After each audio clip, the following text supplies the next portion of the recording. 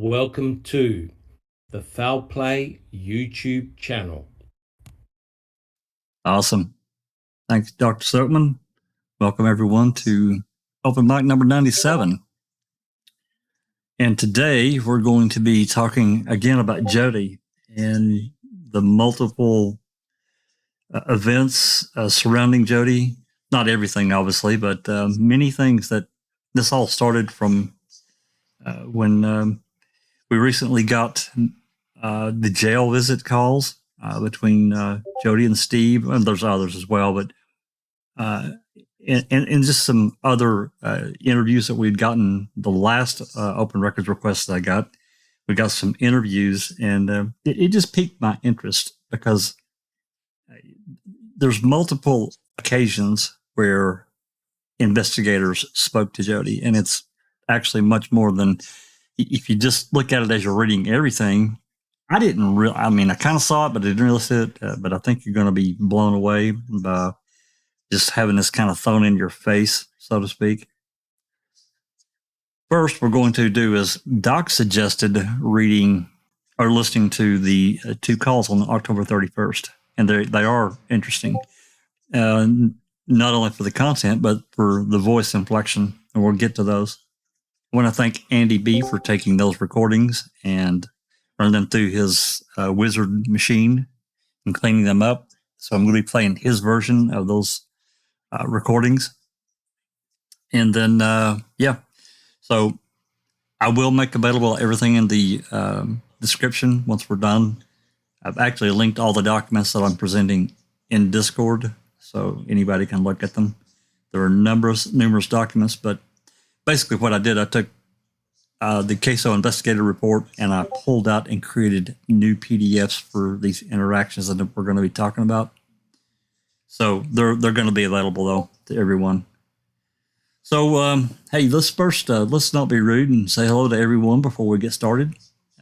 Let's get everybody here in Discord. Let's say hello and see how they are right quick. Alice, I know you're not feeling that great, but you came anyway. Good for you. Hey, Alice. Yeah, I'm just a bit of a runny nose, Jack, that's all. So I'm doing okay so far. The bloody weather's changed that quick here and the temperature's just completely dropped. So I've got a wee bit of a runny nose, but doing okay. Hi everyone on panel and hello to everyone in chat and looking forward to tonight. Thanks, Jack. Absolutely. And Jinxie, thanks for coming. Hey everyone, hey Jack. Hope everyone's well. I'm home now from my little vacation. Yay. I missed a lot, but yeah. Stop. Okay, I'll stop. I'm kidding.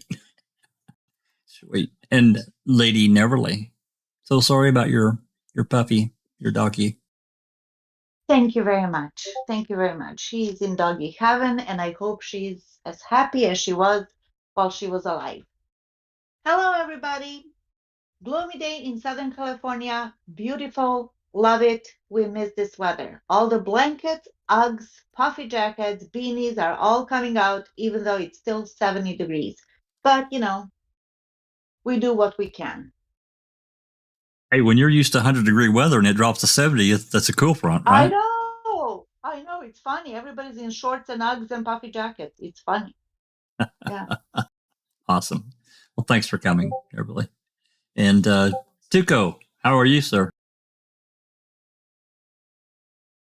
Hi, everyone. I'm fine. And looking forward to hearing you all tonight. So, long time since I've tuned in. But hi from Scotland. Yes, and Alice, it is cold. Very cold. Awesome. Well, thanks for coming. Yeah. And, of course, Dr. Silkman, how are you, sir? I'm doing well, Jack, and a big hello to everyone on the panel, and welcome everyone in chat. It's great to be here in Adelaide, South Australia. It's a beautiful 18 degrees, and yeah, can't wait to get onto this channel. Oh, just one more thing. Cherie Lynn Pontillo said later on if I could talk about beveling. If that's possible. Sure, why not? Well, hey, we're open. You know how it is, Doc. Thank you. Yep. All right, let's greet everyone in the live chat, which, of course, I see Sherilyn Pontillo. Thanks for coming. And, of course, Tuco's there. He's here, too. And the lovely Dark Side. Hey, thanks for coming, Superman. And the sound engineer and extraordinaire, Andy B. Cher, Ronald Cass. There's Case 10 reporting from the last cornfield of the year. Oh, damn. Hey, you do what you got to do, man.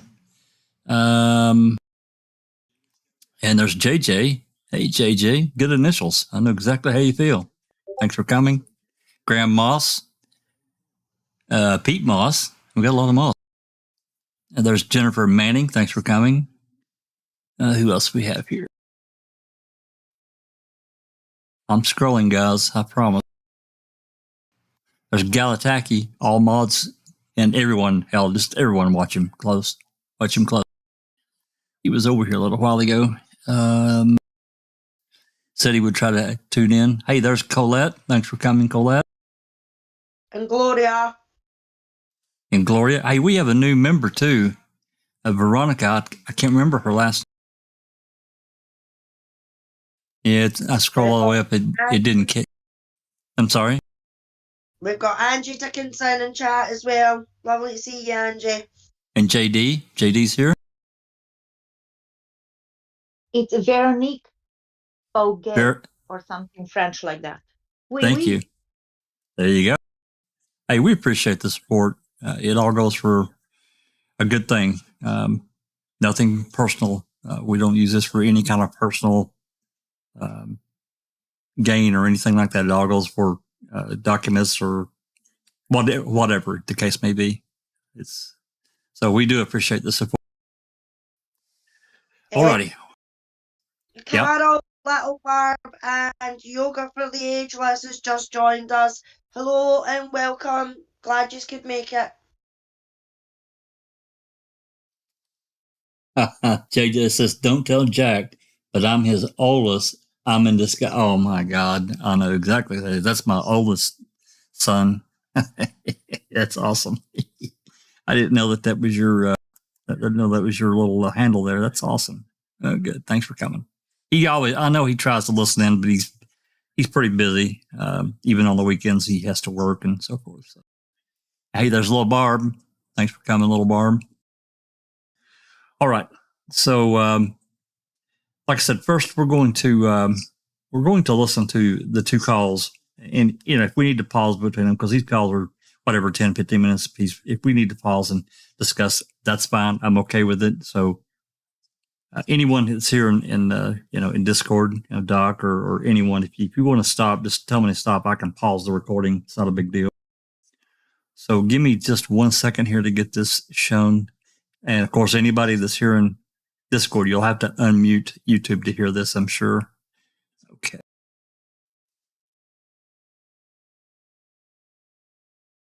Yeah, that should pop in there. Again, much thanks to Andy B for doing this for me. A couple of recordings that I played last week, and unfortunately, it's just the way that we got the recordings from when I did the FOIA. They're low volume, and you can go in, when you do the conversion, you can go in and increase the volume, but you don't want to mess with that too much. So anyway, they are a little bit lower volume, but Andy cleaned. These are not too bad. The jail calls, most of them are not too bad. But he did clean these up. So this is the Jodi call at 17:37, which is 5:37 p.m. Oh, one more thing before we get started, and I apologize.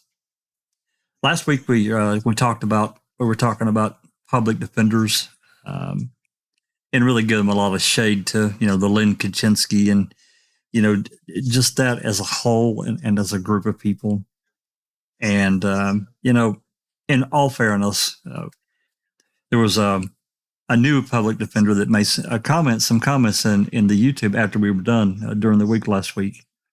And she's a new public defender, and she took some notice of that, and I guess a bit of offense. And, I understand it because there are some really hardworking, honest, good public defenders.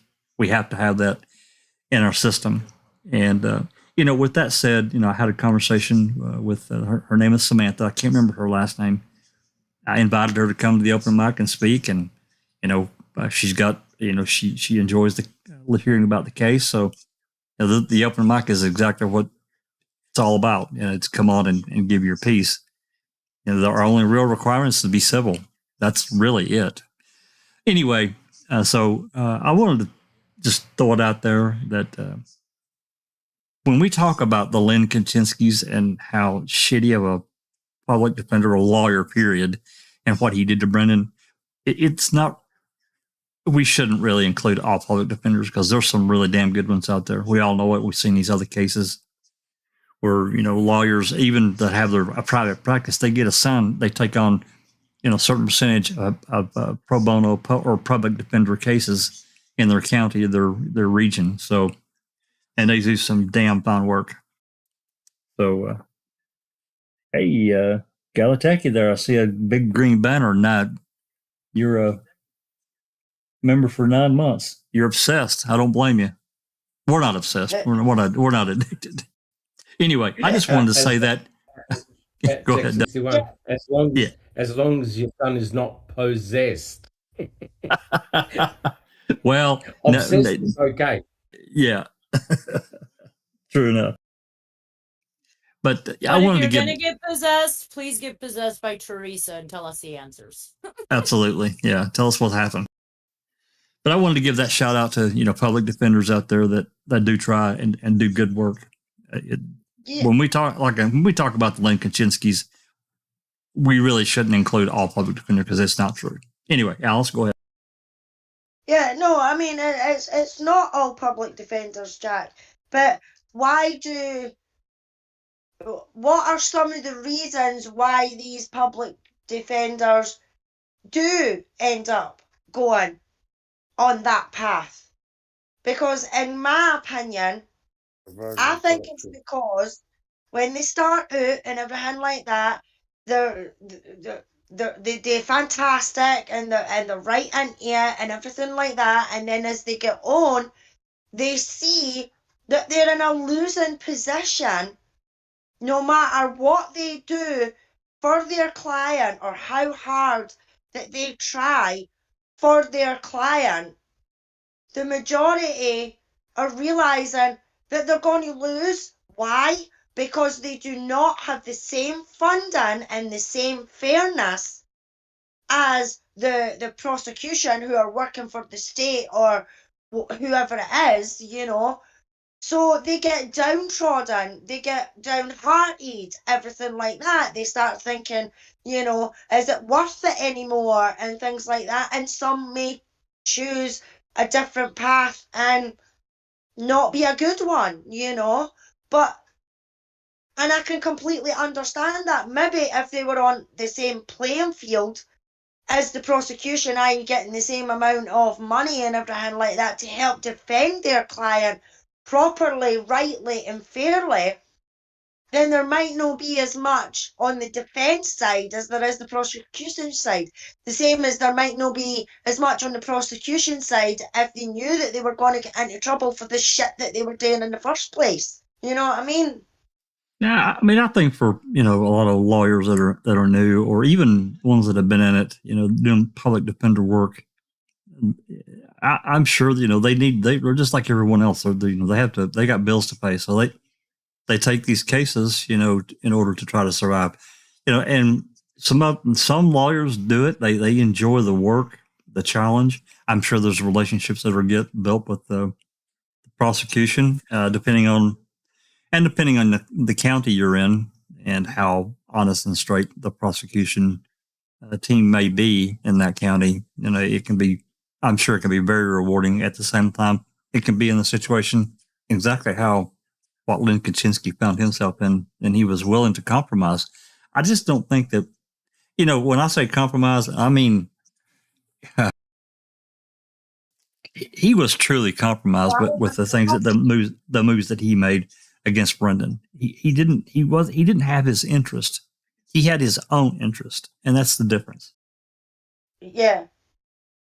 So, but anyway, Saul's quite a good example of I think it's although comedic and it is just a series, but it's public defenders there. That's in the heart of the entire storyline. Actually, I don't know if anybody's seen it. It's quite good. Anyway, yeah. What's it called? Better Call Saul. It's called. Oh, absolutely. Yeah, that's a. Yeah, I love it. I mean, public defenders is at the heart of that entire script that's writing. right. You know, I know it's got the That's spin right. about the whole story itself, like, but I do find that the portrayal of it, and then there's some true grit in there. There's the odd good ones, in amongst the bad apples, I guess. You know, yeah, it's good. Yeah, sorry. Right. No. You're fine. You're fine. But yeah. But anyway, I don't want to take too much more time on that. I just wanted to throw that out to Samantha if she had a chance. I know she's busy, just like all lawyers. If she has a chance to listen, she's certainly invited to come and talk. And we have Cherie that's here with us generally for legal advice as much as she can give. Travis visits, good advice from Tracy. Hey, I think all the legal advice and conversation we can get, the better. So anyway, the invite stands. Anyway, let's get rolling on that. Let me pull this back up here.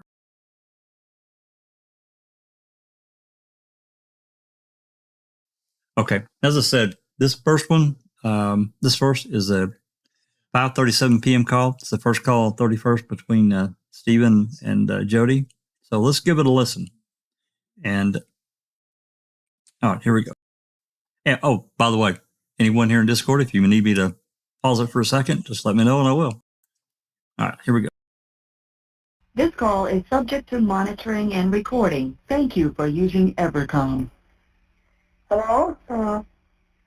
What to do, honey? Nothing. Why? What's there to do? Well, I just wrote the JA and the cook. huh? I just wrote to the JA and the cook. For what? Give us fucking cakes and shit. Give you cakes? Yeah. For what? Dessert. We get fruit morning, noon, and night. Every fucking day. It's starting to piss me off. Yeah? So Yeah. I wrote them and asked them to bring us our fucking real desserts back. Oh. Yeah. It's a good idea. And I said, I'm gonna fucking snap on somebody here. Oh, yeah? Yeah. But you don't seem to understand that. Yeah. Oh. I see.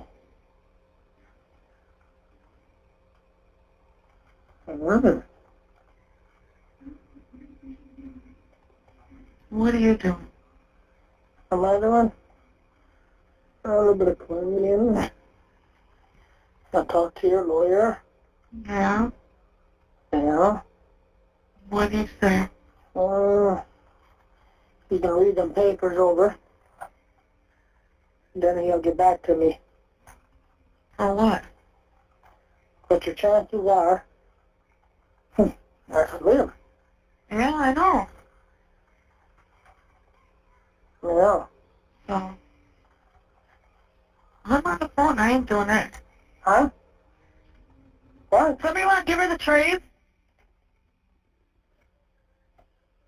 Mm-hmm. Oh, see. Yeah. Yeah, I know. Mm. So I know I won't be getting out. Well,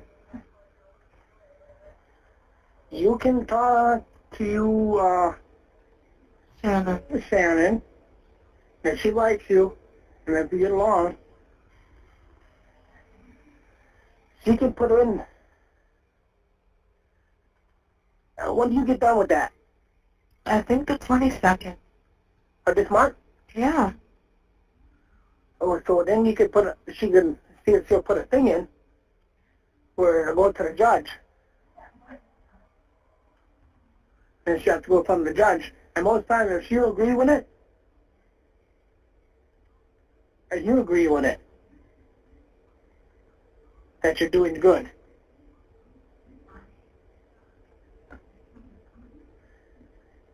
Otherwise that appeal can take a year. But I don't know. I'm thinking about sell my snowmobile Why? and then I'll hire a lawyer and see if we can get this case thrown out. Was that like you selling your truck? Mm-hmm. I really don't want to go that far. You wouldn't. I won't. What the point I'm making? You wouldn't. The point is, if I have to, I will. Oh, I got a receipt for my aspirin. My bill Yeah. is up to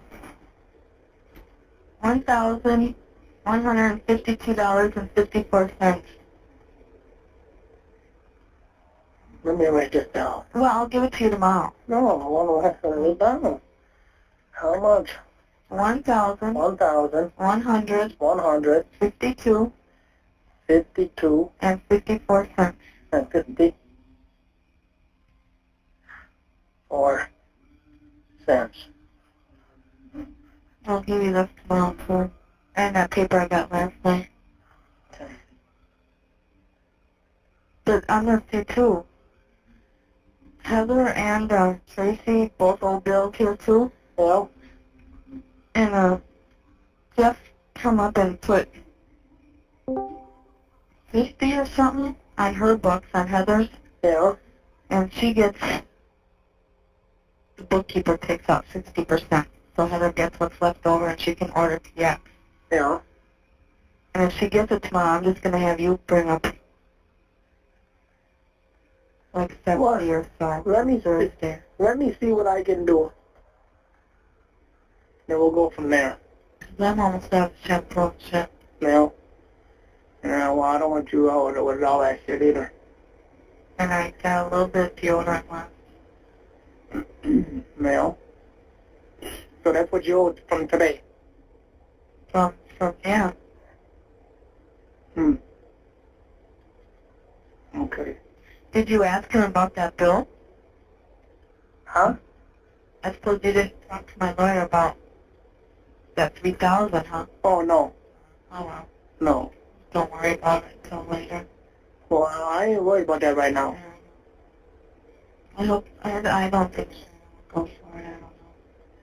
Well, if you get along with her real good, then she might. You know? But I got a hunch she don't care for the county anyway. Yeah. But you never know. I don't know. I figured I'd call now because I don't know if I'm going to take a shower tonight or not. For real? I got fucking cramps really bad. I don't know. Oh. Yeah, I'm broken. You're broken? Yeah. No baby? No. No baby. You know I want a motherfucking baby. Well, So you better, can't do nothing in here. well, you better do something about it. You gotta make up your mind what you want. What I want? Yeah, I'm really sick of fucking hearing you can have anybody else you want. If I hear it again, that's it. Shut up. No. Shut up. You'll read it, no matter. Shut up. I want you. Well, then stop talking to me like that. I want to pause here. We're 7 minutes in. This is roughly half the call. And this is, again, this is going on 6 p.m. on the 31st. So according to the state, he's in the midst of, hog tying Teresa to his bed, and, he's got her hemmed up back there, and yet he's on the phone. I can't hear anything that tells me that's what's going on at all. Well, that's a really good point, Jack 61. And if you think about it, right, from a time point perspective, if Teresa Hallbach arrived at the salvage yard between, say, 2:30, 2:45, means that the very first time that Jodi phoned him, Teresa Hallbach was already imprisoned, per se, for nearly 2 hours, right? Yep. For approximately 2 hours. And from the notes that I've just very quickly written down, if I could just quickly say it, from what I hear from Stephen's voice and the way he carried on, he didn't appear to be stressed. He wasn't rushed. He wasn't evasive. He sounded typical Stephen. He took his time in his conversation, and he actually engaged in conversation. And most importantly, he planned for the future, right? So he wasn't just in the now. He was talking with Jodi about, potentially having children, and That's that right. he was still very interested in her. And let's think about it. According to Mr. Kratz, Stephen Avery was in the midst, and also with Brendan, don't forget, in the midst of raping, assaulting, torturing, and Lord knows what else to Teresa Halbach. And from the sound analysis, there's nothing nefarious going on. It's idle chit-chat between two adults. That's exactly what I hear too. And, I can't remember back, but I don't remember either one of these calls being played during trial. No, I don't recall listening to those calls at all. But there's no doubt that Mr. Kratz and his fellow cronies listened to these calls, and they would have been troubling. And what did Mr. Kratz say in his book? That Stephen was a psychopath and a multitask killer. Yep. Can you believe that shit? Not with Stephen. I'm sorry. He's having trouble writing down $1,154.52. Yeah, 4 cents. 54 cents, George. 52. Yeah, 50, yeah. 54. Exactly. So she some say that it's because of the discovery of these calls that the master plan was changed. When you're stepping at the conspiracy side of things there a wee bit. But yeah, there's absolutely nothing going on there apart from chit chat between two adults. Good point there, Silkman. Definitely, absolutely. Anybody listening to that from the outside, looking in, even nobody knows anything about the case. Never mind somebody analysing it. Would think, what are we listening to here? Just listening to two people speaking on the phone. There's nothing else to it. But yeah, some say these calls are the ones that had changed their plan of what was going on in the background with Kratz, Wiegert, Fassbender, etc. Yeah, carry on. Thanks. Now, just to make everybody aware, this was on the 31st of October, right? These two calls that we're listening to with Jodi were on the 31st, right? And I'm sure the prosecutors must have been scratching their head thinking, wait a minute, if we're saying that Teresa Halbach never left the salvage yard as well as her RAV4, that means that she's got to be pinned up in Stephen Avery's bedroom, shackled to his bed, right? And what did Brendan Dassey say? He heard her screaming. So are you now trying to tell me that Teresa Halbach conveniently kept quiet while he was talking to his fiance? It is so bizarre. You cannot believe what the state went with. It is. It is absolutely redonkulous. And, I don't think these were played, and I think it was a hugely missed opportunity. Even in moments of it, this being maybe somewhat cringeworthy, but whatever, I think it would have detailed very quickly that there was nothing going on in the background. Jinxie? There's not even Brendan in the background. Like, what's the story? He went home while he talked to Jodi and then came back. I mean, how stupid is that? Exactly, that too. That's exactly right. Yeah. Hey, Christina. Hi. Sorry I'm late. I always find it interesting when we think about the words they were saying. If Beauty and Strength had taken this case, I think from the day Stephen was arrested, they would have had a better system in place for the information they were receiving, right? and they would have had these calls as they were coming in instead of getting them mass dumped to them. And they would have been able to mount a more, what's the word for it? A more powerful and assertive defense. Because I think if at trial, they would have collected everything they had showing Stephen's movements on October 31st chronologically, I don't think Ken Kratz would have been able to sell this garbage. I just don't. No. And certainly his voice, I mean, their conversation, it's too clear that there was nothing else going on. He's into the conversation, and it's all about Jodi. You know, there's nothing else going on that's distracting him at all. Let's be real here. If he had a woman tied up in the other room and Brendan was there, he'd have been rushing her off the phone. You know what Absolutely. I mean? If he'd have answered at all. Right. So I can't talk right now. Got something going on. We're supposed to believe that in the midst of the, you know, the Halloween sexual assault, dismemberment, murder fest, he takes time out.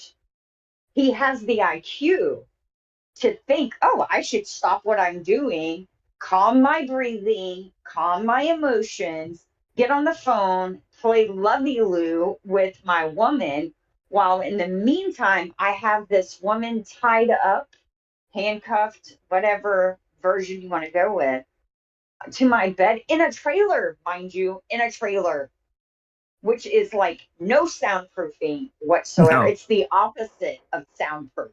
If you've Paper. never lived in a trailer, trust me, it's the opposite. Absolutely. I have years ago, and you are correct. Anyway, you know, there's another aspect of this, and we'll get more into it as we go about these calls and specifically Jodi. Yeah, go ahead. Kelly McAllen. Sorry, chat. Kelly McAllen has joined us in chat. Hi, Kelly. She was asking the question, and I don't know if we can answer it specifically, but she was like, was he in the living room on the landline or in the bedroom on a cell phone with these calls with Jodi? Do we know that for certain, or would we just be speculating as to what he was on? I think that he's on his cordless phone, but you know he could travel throughout the trailer, right, Doc? Yeah. And remember, I believe it was Jodi that phoned him. So correct. I highly doubt that in a prison you'll be allowed to ring a cell phone number. I believe she rang his house number, and they would have records of that. They would have records of that. You can call a cell phone number in it, but they're recorded too. So yes, you have to have a calling card for that. You can't get correct. You cannot get a collect call from a jailhouse to your cell phone. So correct. But we know that these were made to his home phone, because don't we have his home records where it shows all these calls? Because they were all considered long distance. Yeah. And now, to be fair, they would call forward some of these or three-way some of these calls. But these were all to the landline. Yeah, the two that we're listening to now, these are landline. Neverly, did you have something? Yeah, what Christina said, I just want to add to it. He wasn't breathless. His cadence was just as always consistent with his prior calls. If he was doing this massacre, if he was in the midst of the massacre, he would have not answered the freaking call. How about that? Agreed. Yeah. That's a very good point, Neverly, because had Jodi said, look, I tried ringing Stephen twice that night on October the 31st, and he didn't answer the phone. Well, in that case, you can raise your eyebrows and your antennas go up and thinking, jeepers, that's rather suspicious, because Jodi would have said, every time I call, Stephen answers, right? But he did. He answered the call twice. And Andy B jokingly said, oh, I took out the sound of the fire in the back. And the rattling of her legs. And bear barking. Yeah, and the rattling of her legs being shackled to the bed and her arms and muffled, screams or whatnot. Come on. It's ridiculous. And then you can hear in the phone call, you can feel the bond that Jodi and Stephen have. It's Oh yeah, very strong. absolutely. He's all in. He's talking about more kids. For God's sake, he has 5 already. And they're all grown. And to start all over again, you know how that goes. But he wants to do it. So to me, there's nothing nefarious, nothing, no red flags over here. That's a Yeah, good point, Emily. That's a yeah, good point. Graham Moss in chat says, I'm surprised Stephen's attorneys didn't play this call. Maybe it was hidden. No, they had these calls. You can look at the jail, the discovery email between Kratz and Loy, and then Beating and Strang. These calls were included as part of the record throughout. Well, I think the earliest one we have was sometime early in 2006 when Loy was still there. Then, of course, it moved forward to Strang and Beating, and there are a lot of calls that are listed. So, and I'm sure this is part of them. I mean, this is some of the early stuff, but nonetheless, I'm sure they had it. Maybe they just didn't see the importance, but I think it was a missed point, even if it would have taken a few minutes to play those calls to give exactly what you guys have presented, everything.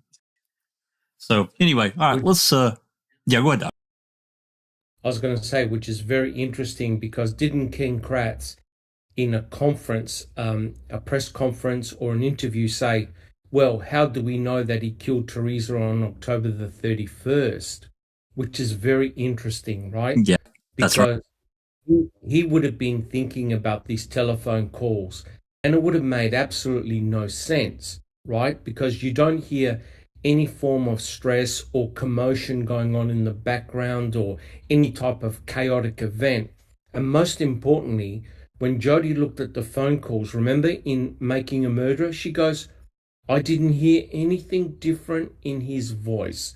And I'm telling you right now, I'm sure a woman would know if her fiance, boyfriend, or husband was hiding something, right? Because they know each other. God, They yeah. know each other, right? Women know that. You ask them a question, and if they don't answer what you want to hear right away, at least you can say you hesitated, right? Correct. That's right. Correct. That's right. All right, Christina, do you have something before we continue? No, I'm good. Y'all Okay. covered it all. Yeah. All right. Let's continue and listen to the rest of this call, and we'll talk a little bit, and then we'll listen to the next one before we move on. One thing that I will add, just keeping in the back of your mind, you guys are talking about them monitoring the calls. This comes up at least a few times. I want to say probably several times in the documents we're going to be looking at here in a bit. So keep that in mind as well.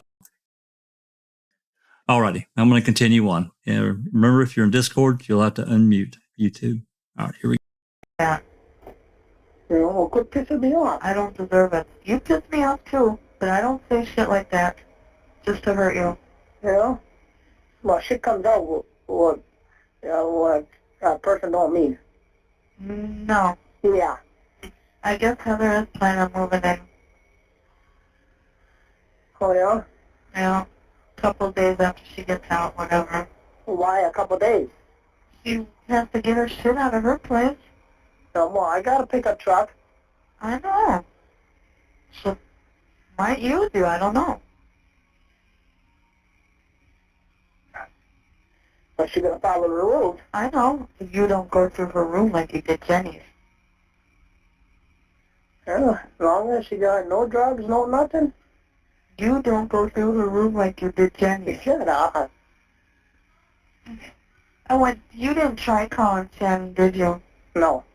Because I don't know if we're going to get a break tomorrow. Because she's bringing in a movie to watch. Yeah. So I don't know if we're going to get a break. I wonder if I shouldn't have... Bring her number. I'll try calling before we get there. And tell her that I'd like to make an appointment for me, you, and her to sit down and talk.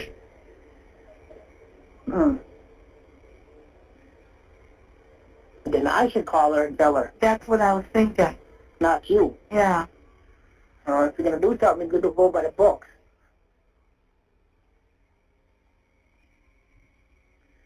So she could make it for tomorrow after that, but she'd have to call here and tell them that I'm with her and I'd be late.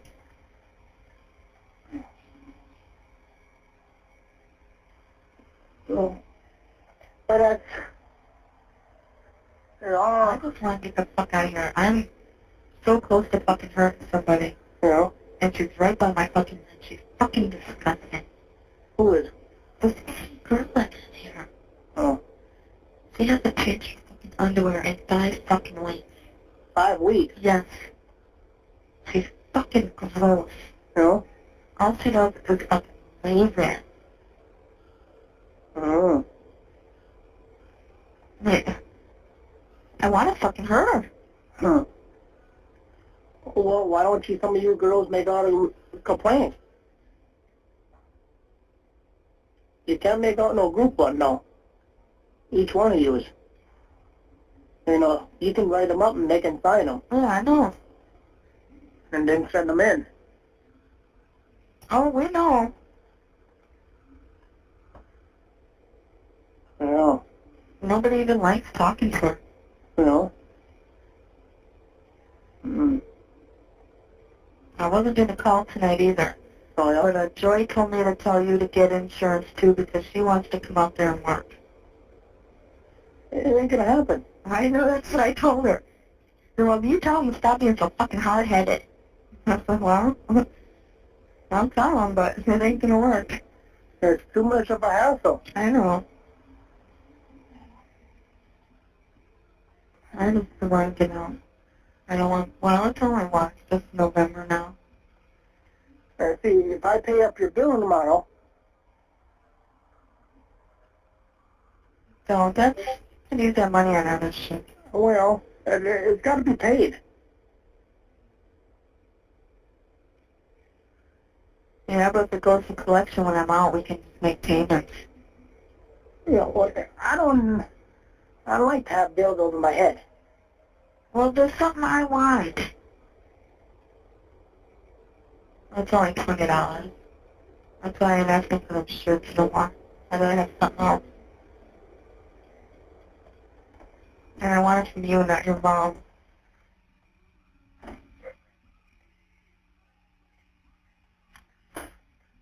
You listening? You know? Because the only bill I got here now is my motherfucking heat. Yeah. And if you cut this phone down every other day, I'll try. then I could probably pay off your bill. You know, but this is fucking ridiculous. I've been here, what, August, September, October? 3 months? You know? It shouldn't be that. $1,000 fucking dollars. You know? Well, plus the 300 from last time. Mm. But that's fucking ridiculous. Yeah. You know, what if I was working and had a place out there? I couldn't afford both. No. No. Fucking bullshit. It's like them cutting off our phone call last week. We shouldn't have to pay for that now either. Mm. Well, it's no big deal, but... No. Yeah, but it ain't your money. I don't know. No. Yeah, I don't know. That. Mm-hmm. Oh, yeah, I don't know. Yeah. I just hope Shannon will go for it. Well, you can ask her. If I can ever get a hold of her. Well, I can call her. Leave it on her answer machine. Yeah. No. I'll call her while you're waiting for me tomorrow morning. Well, her answer machine to pick up anyway. Yeah. Well. So I can leave it on her there tonight or whatever. Yeah. And then she'll get hold of you. Yeah. Tell her if she don't remember, I'll be there tomorrow morning. No.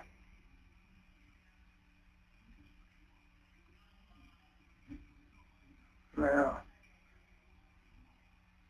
Yeah, but now do you see what he was saying? To wait till this was over? Well, yeah, that's true. You're a probation officer, though. Yeah. And that would be better. Yeah. Because then You have 1 minute left. Because then you can go to the judge and you got something to stand on. Yeah. Yeah. It's like, you could keep on going. That's what I was thinking too. Because I can talk to her and have her re-sign me up. Oh, yeah.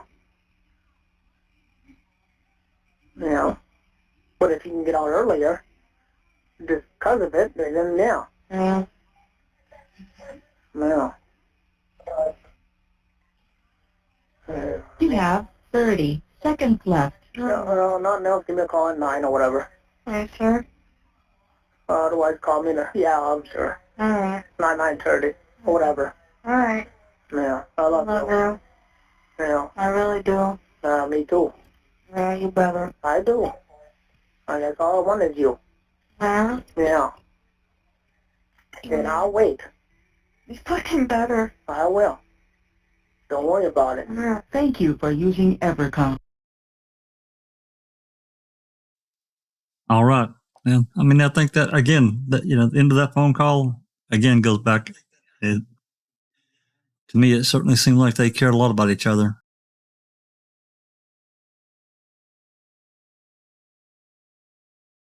Oh, yeah, not only that, the conversation was talking about the future plans. Stephen was still concerned, very much concerned for her welfare. But notice though, he never said to Jodi, "Oh, look, love, don't call me tonight or later on. I've got other plans, or I've got things to do, or I'm busy. I'm going to go and see Mum." Nothing. Nothing. In fact, didn't even mention something about, I'll look forward to your call later on tonight at around 9. He said, "Just call me at 9. Just call me later. Call me at 9."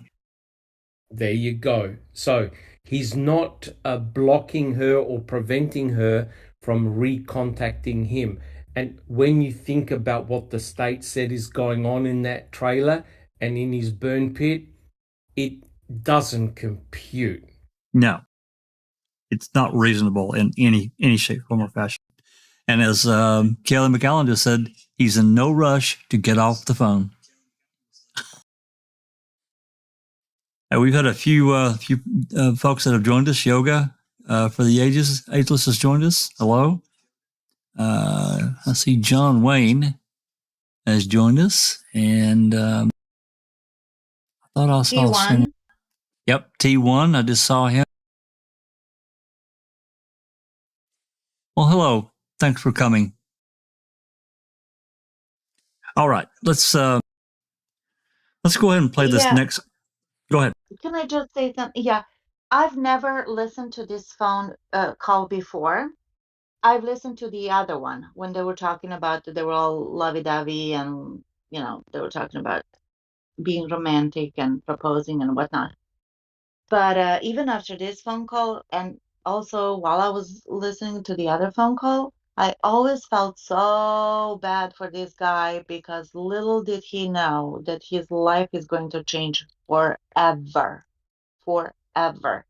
Yep. Nothing will be the same again. Yet again. Just That's so right. horrible. That's horrible. Right. And it well, as we know, after sometime after the 5th, well, starting on the 5th, things really begin to change, and they really start digging into her, Jodi, as being a part and in his life, and it's crazy. I mean, it's absolutely crazy what they did, all things considered. But yeah, this other phone call, really, this call that we just listened to really kind of set the stage. So here they are going on 6 o'clock, talking to right around 6 p.m. Their time in real time, and clearly nothing is going on in the background. Nothing. This next call, please. Can I just make the point? Now, let's think about it, right? According to the state, he's obviously either done some physical type of injury to Teresa Halbach or has got her restrained. and he's also building a fire because his intentions is to dismember her and incinerate her, right? Well, he's just talked to Jodi for 15 minutes, which means he has now lost control of his crime, correct? He's no longer in charge or control of what he's doing because he's actively talking to Jodi on the phone. So think about it. During that 15-minute time period, his mother could have shown up. His brothers could have shown up, or someone from next door could have shown up while he was on the phone. So how was he going to explain the fact that he had a female pinned up to his bed, chained up? Oh, sorry, Mum, I'll explain later. Come on. Yeah, The whole situation is I'm a little busy right ludicrous. It is ludicrous, Yeah, I'm a little busy now. The whole situation is ludicrous. I think that this is why Kratz and company fought so hard to keep the jury from venturing out to the Avery salvage yard. If anyone would have actually toured Stephen's trailer and then listened to the lie of the theory of the crime, no one would have bought it. You know, they were able to make it seem like it was a completely different, quote, set, unquote, than what reality was, right? Absolutely. Yep, I agree with that 100%. All right, let's listen to this second call. We'll probably pause it at least one time in the midst of the call just to talk about what's going on. Yep. Can I just say something? Please.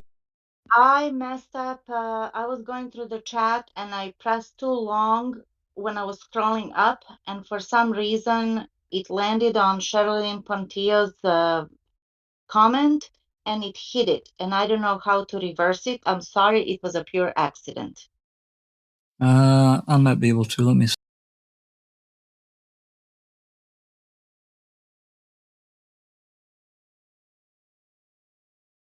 What was the comment? I don't even know. I was just scrolling. And it's happened to me. Yeah. Okay. It happened. It happened to me a couple of podcasts ago. I went to school. It was you, Jenks. Yeah, that's right. It was. It's you. I'm so sorry. But the same thing happened to me. I went to do something and I clicked on Jenks and I was like, oh my God, no. Yeah, I feel horrible, but I didn't do anything on purpose. It just landed. If you put your thumb and hold it kind of tightly on the comment, if you have a spanner, you can hide it, block it, report it, whatever. So that's exactly what happened. I was just scrolling and I pressed it a little bit too firmly, and that's what happened. Sorry, Sherilyn. Yeah, there's no way to unhide it. At least I can't see it. Yeah, there's just no way to do it. Sorry, Sherry. Sherilyn Pontillo. T1 says we all get a timeout for that.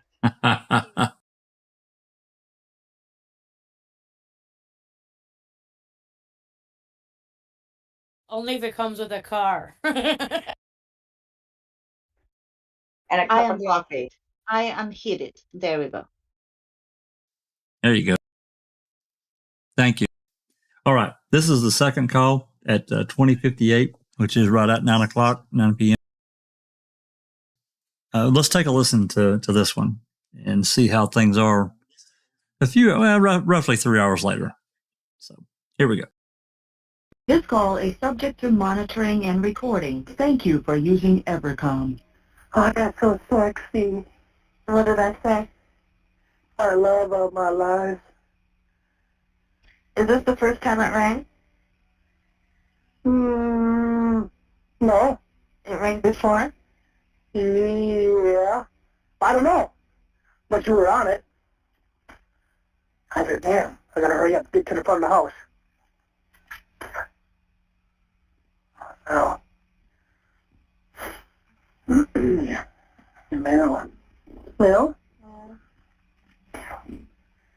I'm just working out here. Did you call Shannon or no? No. Oh, maybe I'll do that later. Because I'll tell her too if it'll help things make me look better or whatever. I'll be willing to go on that rope program. What road program? Some program they have where you got that curfew I was telling you about. A curfew? Yeah. Or whatever. I don't know. I'd have to ask her what it is. Well, you asked her if she could do anything Yeah. to get you at home. I need a blow dryer. Sick of Oh, I thought you could say you need a blow job. Ah, yeah, right. Mm-hmm. I'm sick of always having my hair pulled back. No. Mm. I see. Hmm. Yeah. Hmm. Sick of these people. Yeah. Oh. Hmm. Except for Heather. Yeah. Yeah, I'm cleaning up the yard a little bit. Oh, I'm gonna be bringing home, well, you're gonna be taking them home. What? Some, shit. The papers that I wrote to the judge and to Yeah. Stephen, I got to give you. The paper stating of my AODA class now. I kept that out in Hawaii, but I'll just give that to you. Tiffany's letter, and I think that's in the letter I wrote you that you don't have to read, but you can after you drop me off. And the pictures of what I want you to go get tomorrow. And yes, it has to be tomorrow. Why? Because otherwise they might run out. Well, we can always get this shit later. No, you can't. Why? Because I've never seen it there. Well, it depends what it is. The thing I told you I wanted you to give to your mom for me to get. Yeah. And you're not going to have much to do anyways. No. So you can run there and get that and one thermal shirt. And that'll be fine. Just make it like an extra large. And that shit can't wait till I get my big money? No. Why not? Because it's not a ring. It don't make a difference. We got bills to pay. Because it's really, really pretty and I really, really want it. Yeah. Well, there's a lot of things I want. And you get what you want. No, I don't. You get your dick sucked. No. When do I get my dick sucked? When I want a cigarette. But you ain't out here to suck it. Not now. No. When you get out, it's all done with cigarettes. When you ask. Well, I'll be asking. Well, until I see you on your knee. Well, that's too bad. You have to wait. That's when I quit. I told you. Oh, well, I might have to ask you right at home here. Don't tell me. Yeah? Well, you can't do it nowhere else. I told you. I don't care as long as it's romantic.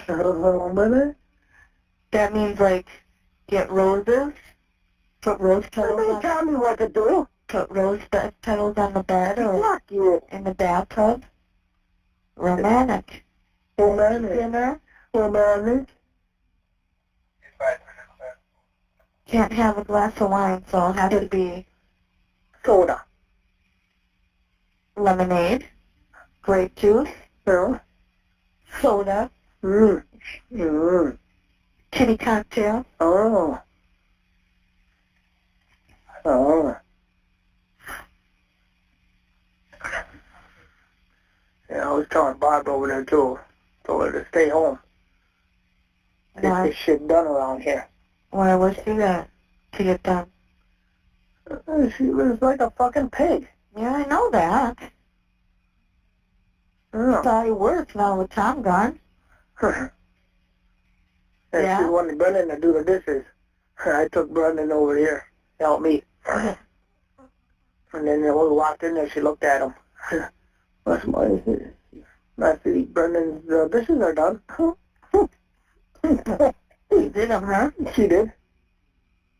What, does she go out every night? Yeah, she go out all the time. That fucking Suburban don't even get called. I told her that. That's something she don't even get called. You're always on the fucking road. More than she was before? Yeah. I know. Shit. The last couple of days, she come home, 5 minutes. They're gone again. Last night she didn't get home till, I don't know, it was 11 or 12 o'clock. Well, fucking Scotty. That's all I hear. Yeah, and she wanted nothing to do with him, huh? Yeah, she talked about him all the time. Liars. You know, I'm sick of it. Yeah? You know, you gotta go beat around the fucking bush. Get to the fucking point. You know, people don't give a shit no more. Yeah, I know. Too bad we couldn't take your mom in love. Well, I know you want to stay in this area, but we'll take her with. She ain't gonna move on. Well, between here and up north. I don't know, it all depends. I wouldn't mind them living with us. Huh? I wouldn't mind them living with us. Who? Your mom and dad, if need be. Yeah, I know. We mean. What do you mean? Yeah, you know what I mean. No, I don't. Yes, you do. No, I don't. Mm-hmm. What do you mean? I don't know. Mm. My picture's still up north? Yeah. I know. Of course it is. What is it else going to be? I don't know. I thought maybe your mom took it down. No, she didn't take a picture down. Because of my big boobs. No. I don't know. Chucky looked at him. No, really. And Brian seen him. Then he grabbed his nuts. On the picture? No. When he was walking, looking at it. On the picture? Yeah, when he looked at the picture. That's all I was wondering. Well, what the fuck am I wearing? You're wearing the black outfit. Oh, she's leaving again. What black outfit? My swimsuit? Yeah, it could be. Yeah, that's And my how you want big it. tan, my shorts, my big No, it don't. It go from the waist up.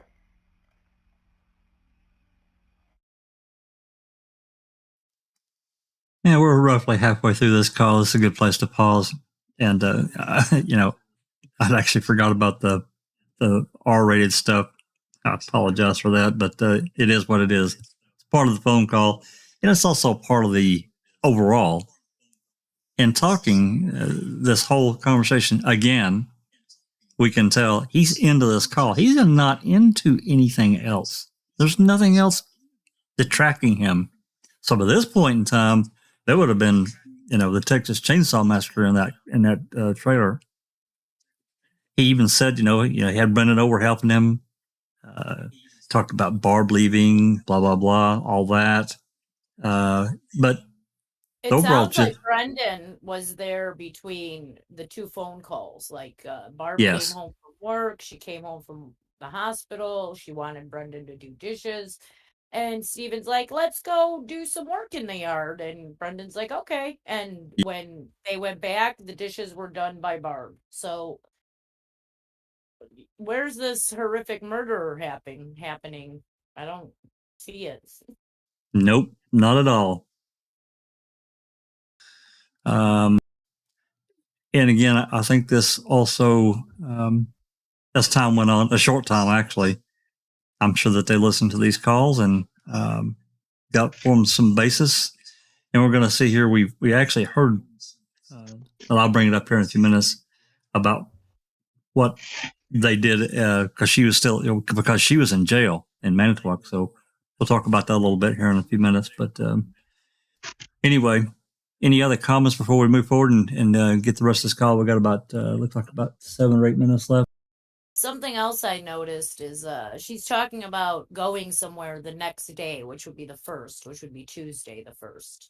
And I think that's when she had Huber. Like, remember in Ma'am, she's like, they didn't let her out that day.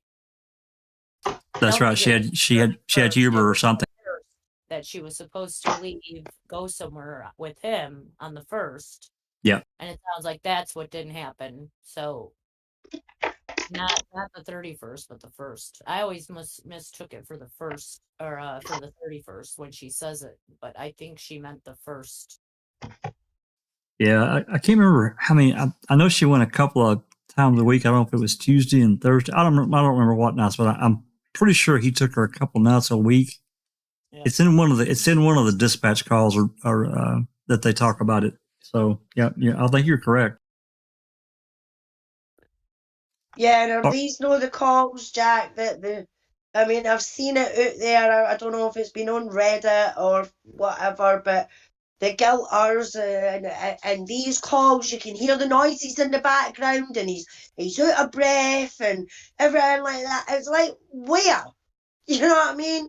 Where is he out of breath? Where is he panicking because he's on the phone to Jodi because he's murdering somebody in the bedroom?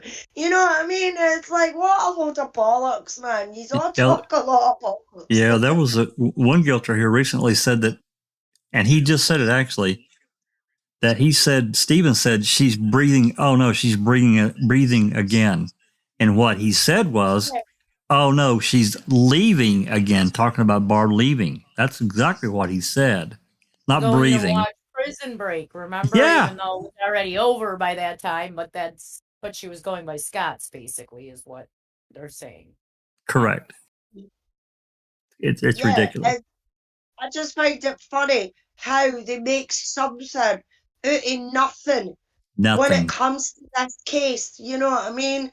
As you say, he was saying about Barb leaving, but they're making it sound like he's saying she's no breathing. It's like, really? How bitch do you need to go, for fuck's sake? Yeah, I've got like 30% hearing loss in my right ear, and I can hear him fine. He says he's leaving. I don't know. Anyway. All right, let's listen. I think I actually heard a TV guy speaking in the background during that clip. Also, do we know if because Jodi's talking to him about having him go pick up some stuff that she's left up front for him, right? A letter she wrote him, some court paperwork stuff she wrote to the judge. She's going to give it to the pod officer. The officer will take it up front. He's going to swing by and pick it up. And then what is it a shirt that she is wanting him to get her in an extra large? Is that what she's speaking about? I think, but I'm not sure. I didn't quite understand what they're talking about. Do we know if he went and got those items? Because that kind of establishes an alibi that wasn't frenetically cleaning the massive murder crime scene, right? If he was running errands for her. I don't know that. I mean, we'd have to listen probably to the first phone calls, November 1st, which we've got. Okay. So I don't know why. Maybe it's because I have my AirPod in. This is the best clarity I've ever had with this phone call. Well, you weren't here. Andy B took I sent him these two calls, or linked him the videos on the channel, and he ran them through his wizard magical audio machine and cleaned them up. Wow. Well, phenomenal job, Andy B. Thank you. He's fantastic. Thank you. He's fantastic. He's really good.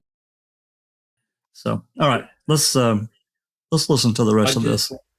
Oh, go ahead, Doc. I just wanted to say, Jack, that so far you can't hear anything nefarious, and I agree with you definitely. Stephen mentioned the fact that he saw his sister leave again, right? Not breathe again. It's amazing how some people just like to stir up controversy and come up with all these ridiculous conspiracy theories about the fact that he said that he saw Teresa Halbach breathing again. Now, think about it, right? He's talking to his fiancée, right? And you know that she's a very, very jealous type. Imagine how she would have reacted if she had heard Stephen say, "Oh, she's breathing again." Oh my The God, she very would have first flipped. Jodi would have done a jailbreak and gone straight down to where his trailer was, right? That's a Again, great point. again, Jodi noticed nothing nefarious, nothing silly going on. And you know what is even unbelievable? Remember when Fassbender and Wiegert interviewed Jodi and said, "Do you know that this is the first time he was nice to you, being nice to you?" So, in other words, Stephen was somehow able to cover up all the murder and mayhem and raping and mutilation, wait for it, by being nice to Jodi. That's how ridiculous it got. Right. And That's that's also a lie. That was their way of trying to minimize the phone calls because their whole it was unchanged from any other phone calls we had from them during that time. Yeah, I mean, this is pretty typical. They would talk lovey-dovey, then they would get into a little tiff and argue and fuss, and they'd go back to lovey. They did that all the time. Correct, 100%. But you see, at the end of the day, guys, you've got to understand these two phone calls were a perfect alibi for Stephen because they accounted for 30 minutes of his time at a time when the state are saying that rape, mutilation, cremation took place, and there's clearly no evidence of this. So hence, what does Mr. Kratz say? Stephen is a psychopath. He's a multitask killer. What does Fassbender say? Oh, he was being lovey-dovey with you. He was being really nice because he was hiding something. So now, if you're home and your loved one comes home with a bunch of flowers and a box of chocolates, do you have to say, are you hiding a murder from me? This is how ridiculous it is. It's ridiculous. Only in Wisconsin. Didn't they also try and introduce a narrative about because they were joking around about what she would do for a cigarette? Didn't they try and turn that into a nefarious thing as well? I think they did at some point, yeah. Go ahead. Yeah. I mean, remember, the angle that they went with was that Stephen Avery was a sexual deviant, right? But you compare with what Mr. Kratz did to his victims, Stephen Avery's a choir boy in comparison, right? But they needed an angle to come up with a motive. And it's, this is private chit-chat between two people that love each other for good or for bad, right? And they're trying to turn conversations into something that's nefarious.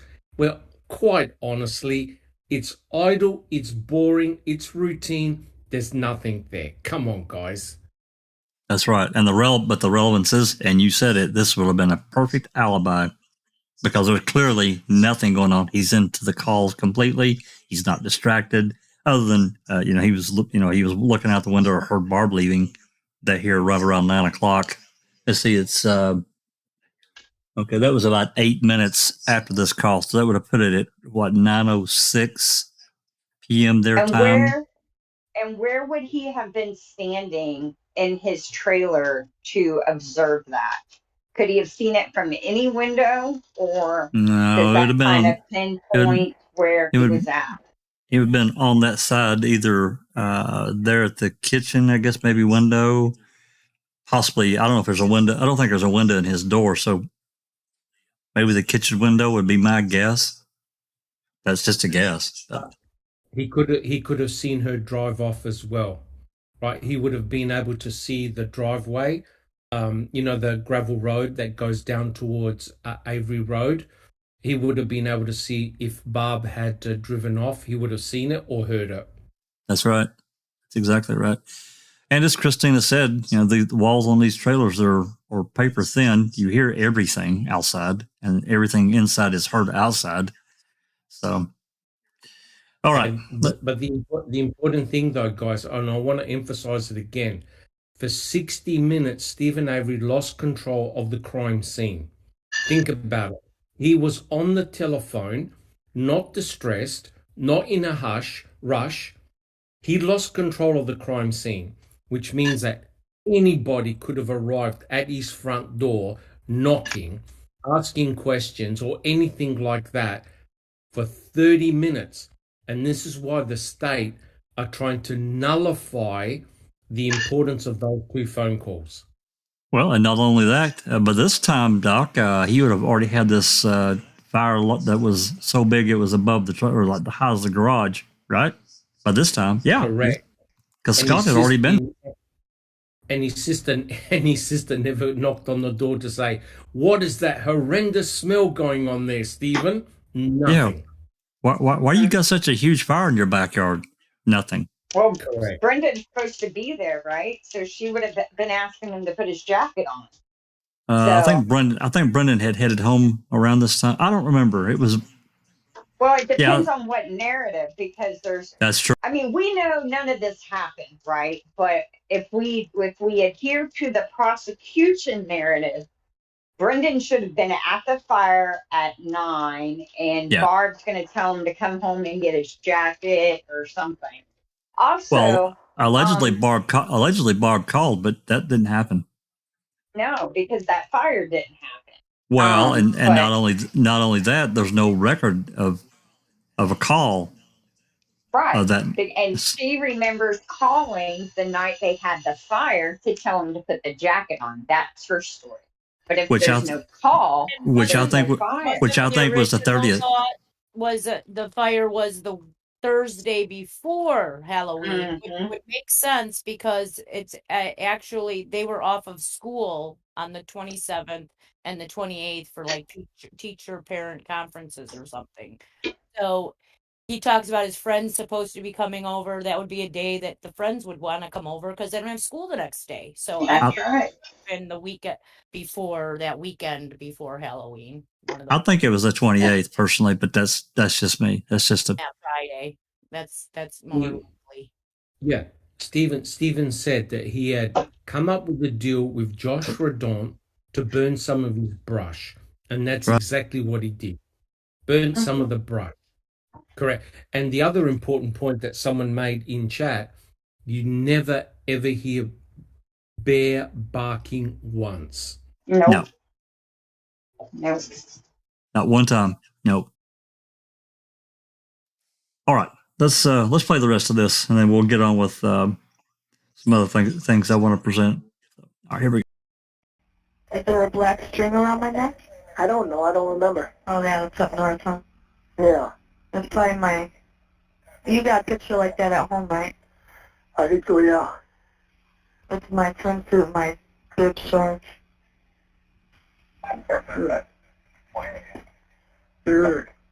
Now she's gone again. I don't want a Dr. Pepper. No? Yeah, because that one tasted watered down.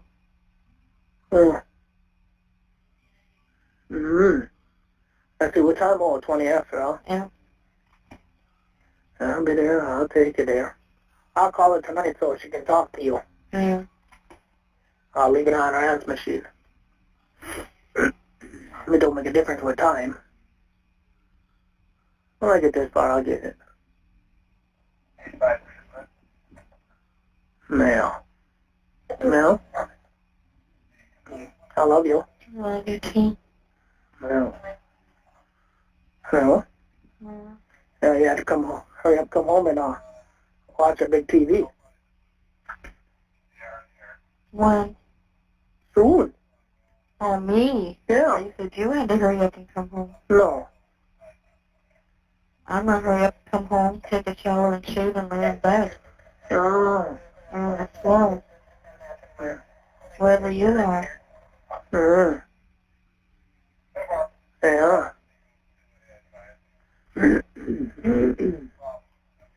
Wow. Yeah. Yeah, I don't know. I hope she says yes. Yeah. There isn't a legal name for that, is there? Probably is, but I don't remember. No. I don't remember either. Oh, well. You even down the line. That probation won't be probation anyway. Yeah. But I try to get a hold of dude for that, who he talked to for the Justice Department. I couldn't get a hold of him. So I called him quite a few times.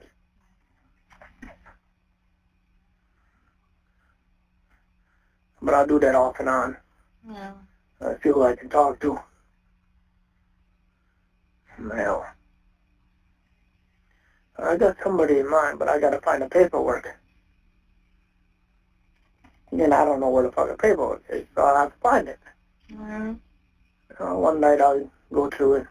It's supposed to be cold tomorrow morning. I don't know. I do. I want some noise. Well. Oh, it's supposed to get cold. I know. It's supposed to snow. Well. Rain makes it snow this weekend. Up north. I'll be going up north this weekend. I know. After Saturday, day after I see you. Yeah, you can just go up there and get that shit done. Well, I want to see you too, though. Know what I mean? Yeah, I know. Oh, yeah. Brian wants to go, but I don't know. I thought, why did you bring your snowmobile home? Because I was going to trade it in. But maybe I'll just sell it outright. I don't need it this year anyway.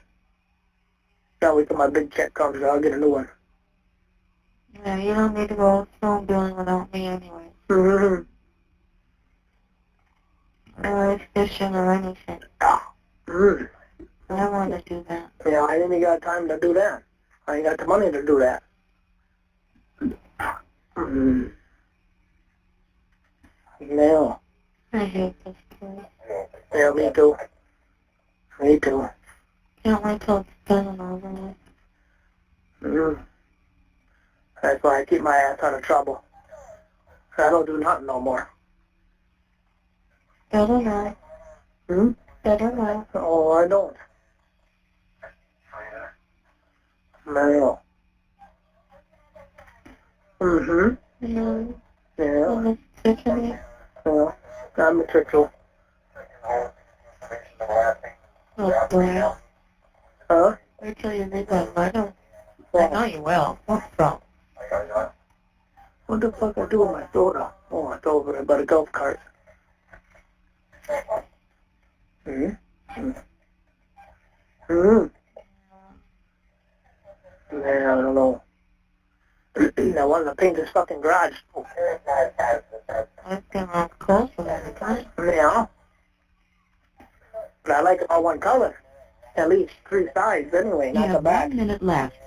The back I don't care about. I'll do it when I come home. Yeah, in the middle of winter? No. It's spring. Well, you could be home before that. Yeah. Well, I love you. I love you too. I know I'll see you in the morning. You bet. Yeah. Good tight. Yeah, you too. Good turn. Yeah, you too. Dream of me. Yeah, I do. I'll see you there. And I got your pictures all over. You have 30 seconds left. Your pictures were all over today. Alright. Yeah. Don't forget to kiss him. Kiss them, feel them. Yeah, I bet you do. Yeah. You can feel the real thing tomorrow. Yeah. I can't do that. It's breaking the rules. Whatever. I love you. Yeah, I love you too. I'll see you in the morning. Yeah. You don't have to bring me any candy. Yeah, you don't need it anyway. Thank you for using Evercom. Yeah, sound like somebody was really busy assaulting and cremating and all this other bunch of shit. Yeah. But sorry, Tuco, go ahead. Oh, just to say, and I know it's an obvious reminder, but what is sad is it's somewhere at these moments in time, these awful events were happening to Teresa. You know what I mean? We kind of like that. Because it's on the day, isn't it? It's on the 31st, you know? I think that's worth remembering. Like, well, obviously not by Stephen. I know that. And Brendan. Certainly not, but those calls tonight, you know, we're listening to events from two just innocent people speaking, but at that time, somewhere else, this thing was happening to this poor woman. Oh, awful. Well, maybe. I'm not personally. I'm not entirely convinced that she was killed on the 31st. I think I was clearly she was abducted or taken, whatever. But I'm not entirely convinced that she was killed that day. It could have been. Okay. Well, It could have even been. so, Neither cross. taken the 31st, there's still stuff happening to her during this time conversation. That's right. That's right. And I find that always quite a jolt to. It's like it puts the feet back on the ground. It makes it all so very real. And then another reminder is, where are we now? How many years? What's the anniversary coming up this year? 31st. 17. 17th year. That's not far away, so it's quite poignant, I guess. We're listening to these calls tonight. Like, it is. Actually, yeah, excellent. Anyway, I just wanted to say that. So yeah, thanks. It's not entirely unintentional either. I mean, I would have done this regardless, but yeah, I thought about the date as well. It's a good point. It is a poignant time to be listening to them. Yeah, excellent. Thanks. Okay, yeah, that's my input. Christina, I just you cut off. talking about. Oh, yeah, there you are. I'm sorry. He's sitting there talking about not getting in trouble, not breaking the rules, while behind the scenes someone is setting. You cut out. Yeah, I just, behind the scenes, they're planning his demise yet again. And I just find that so disheartening. Very, very sad. Yeah. Well, that's part of the moving forward here in the next few days. And to set the stage, this part here, I thought it was a really excellent suggestion by Doc in combination to the calls and the various interviews that we listened to last week, or at least parts of. And it started me on this other path of talking about the different things that are in CASO. Now, what I'm going to pull up next, again, I'm going to link these, and I'm going to tell you right now what I pulled out of CASO is basically 21 events. If you pull up the CASO investigator report and you go do a word search, just type in Jodi. I think it's 517 times her name is mentioned in the CASO report. Now, clearly, I didn't pull everything, but 21 different events I think I pulled out of CASO. There's 3 events that I pulled, 3 reports I pulled out of the DCI, and I've got those too, and they'll all be included in everything that I put in the video description. Again, most of these are just a couple of pages. There are, I think this first one is a little bit longer. Also, one of the DCI reports, I will tell you, we don't have the header. It's just the report. The header page is not attached. I didn't include everything in what I pulled out because Jodi's name gets mentioned by many other people throughout, just as a mention, not necessarily have to do with more specifically directed to her from law enforcement. It's just that this person may have mentioned her name. What I pulled out was either a law enforcement interaction with her or law enforcement interaction with someone that she knows, that they're talking to them about her and Stephen. So 21 events. And this was really eye-opening to me because we're going to do this in progression from where it starts in CASO to where it finishes.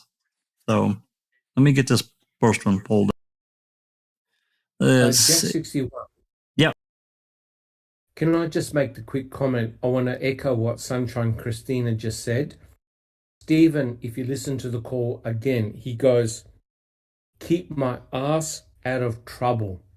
Yep. To me, that indicates that Stephen was cognizant of the fact that he had to play everything straight, right? Now, remember, he was in the middle of his depositions, his civil suit depositions, and he had attended most of those depositions.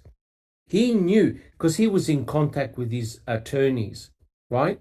He knew that he had to keep everything on the straight and narrow. What he said is important because he knows, he's cognizant of the fact that he's being watched by law enforcement. He has no trust in law enforcement.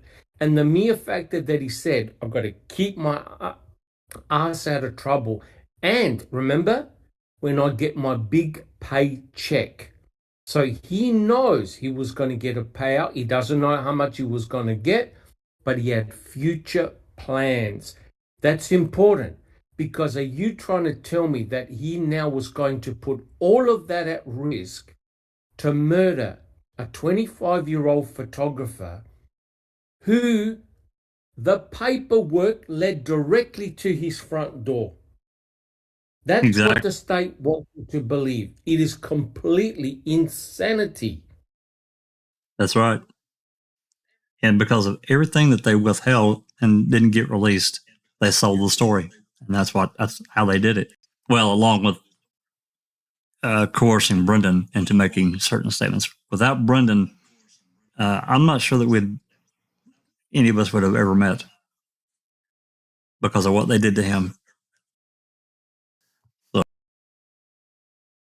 and this interaction, in looking at this, and I don't expect everyone to see it the way I see it, but I'm going to tell you just from going through and reading these reports of what I'm going to present, and as much as it was, in addition to the interviews that we already have, audio and or video.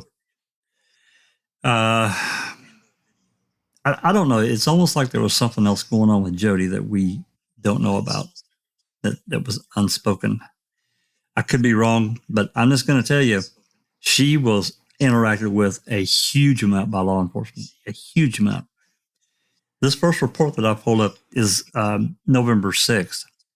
Okay, November 5th, if you guys remember, Bessler and, what the hell is the other officer there at Manitowoc, they were talking to Remaker about who to interview. They talked, that Link was also a part of that, called down and said, hey, we need to get Jodi Stachowski isolated. This is on the 5th. So already that day, they knew that Jodi was his girlfriend. Get her isolated, and then Bessler and I can't remember the other officer's name that went and talked to Jodi.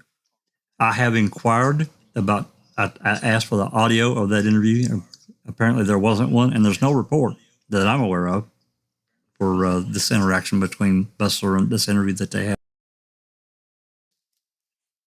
The following day, which is this report, the 6th, Detter and Jacobs went. So I'm going to read this one. On Sunday, 11/6 at 10:05, Dettering, assisted by Detective Dennis Jacobs of the Manitowoc County Sheriff's Office, did interview the following individual, Manitowoc County Jail, Jodi Stachowski. Prior to asking any questions of Ms. Stachowski, Detectives Jacobs did read her warning and waive her rights, commonly referred to as Miranda, which she did waive her rights to counsel and against self-incrimination and agreed to speak with us. Stachowski indicated she had lived in the above address for approximately 18 months. She stated that prior to moving to Avery Road, she lived on Waldo Boulevard in Manitowoc. She stated that she had moved to Manitowoc area approximately 12 years ago. She stated she was born in Menominee Falls. I asked Stachowski of her whereabouts on 10/31, and she indicated that she had been in the custody at the jail, which she had been since August 15th, 2005, approximately. She states that she speaks to Stephen Avery every night on the telephone. She indicates every Tuesday she is released for AOTA, and that Stephen Avery provides a ride to and from her AOTA meetings. She also states Stephen does come to visit her at the facility during visiting hours.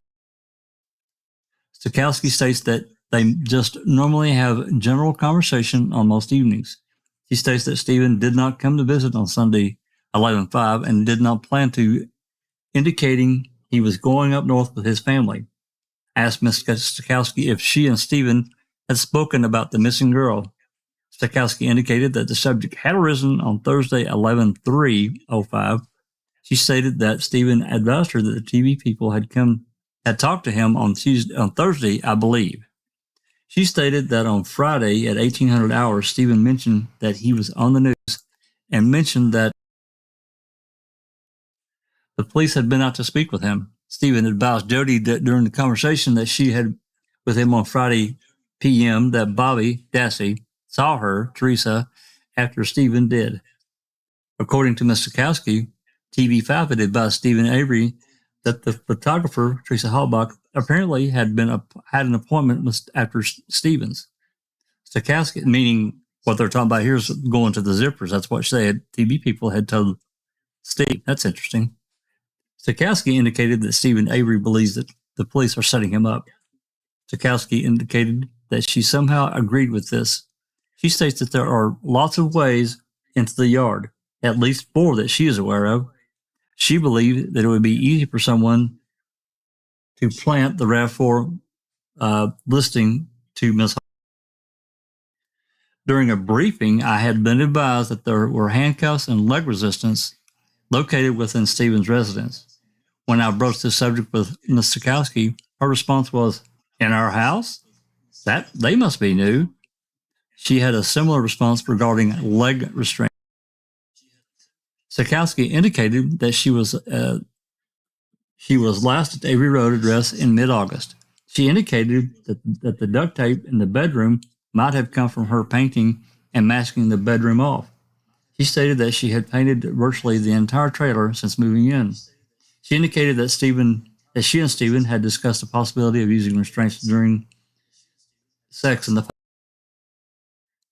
Stachowski indicated the computer that was in Stephen's residence is connected to the internet, and there are probably pornographic images of Jodi and Stephen contained on it. She states that these images are generated with a Kodak brand digital camera, which is kept close by the computer unless Stephen goes up north and takes the camera with him. Stachowski was asked how Stephen learned that Bobby was the last person to see Mr. Stachowski. She could offer no explanation for it. Stachowski indicates that she was certain that Teresa Halbach had been at Stephen's Avery residence in the past, recalling that Teresa Halbach photographed a boat, motor, and trailer which Stephen Avery had pursued. Stachowski indicated that, to her knowledge, Teresa Halbach had never provided her business card or cellular numbers to Stephen Avery. I had learned that a key for a foreign vehicle had been found in Stephen Avery's residence, and I asked Jodi if Stephen owns any import vehicles. She stated that she was not aware of any. She states that Stephen drives a van to and from the yard and drives a Grand Am and a tow-type vehicle in addition to the black Ford F-350 that he owns. Jodi indicated that she was aware that Stephen had brought back a camouflage painted unit, possibly an Isuzu, the previous week. Jodi went on to indicate that the yard is family operated and there are no outside employees. She states that the family members who participate in the operation are Chucky, who lives near his mother, Dolores, Alan, the dad, who is on the property Tuesday through Thursday, and Earl. She says Earl and Chucky are Stephen's brothers. She indicated the people who live on the property where Avery's auto salvage is located include Chucky Avery, Dolores Avery, Alan Avery, Tuesday through Thursday, Barb Yonda, Brian Yonda, Bobby Yonda, Blaine Yonda, and Brendan Yonda, Stephen Avery, and Jodi Stachowski. Jodi indicated that she had never been married and she has a 12-year-old daughter, gives the name. She states that daughter's name currently is in placement with Jodi's mother, whose name is Sandra Bartz. Jodi continued to indicate that it was her belief that Stephen is being set up by the Manitowoc County Sheriff's Department and possibly other law enforcement agencies. John Dettering, Calumet County Sheriff. So they go interview her the day after Manitowoc does, and then Jacobs is there as well. And this one was not recorded either, as are many of these other interactions that they have that are not recorded. And anyway. Can you believe that those dickheads asked her where she was on the 31st? Can you actually believe that shit? Yep. They asked her where she was on the 31st. She should have said, well, I was about the town, gone to McDonald's, getting a burger. The first thing that those two detectives would have asked was, where's Jodi Stachowski? What's her record? Oh, yeah, she's been in here since August, right? And it's a real shame that Jodi actually opened her mouth. She should have told both detectives to piss off and leave her alone. Which eventually does happen, but yeah, that is true. They should have asked off the bat, where were you at? Or, or they asked for her record of where she'd been the last whatever amount of time, and especially for that day. Absolutely does. Okay, let's move on to this next one. This was the 6th. This is the 8th. Review of telephone conversations between Stephen Avery and Jodi Stachowski. 11/8. 2 CDs of telephone conversations between Jodi Stachowski and Stephen Avery. On Tuesday, 11/8 at 8:56 hours, I, Dettering, along with Detective Jacobs of the Manitowoc County Sheriff's Department, did begin a review audio conversations that were recorded in the Manitowoc County Jail between Stephen Avery and Jodi Stachowski. Jodi is currently incarcerated in the Manitowoc County Jail.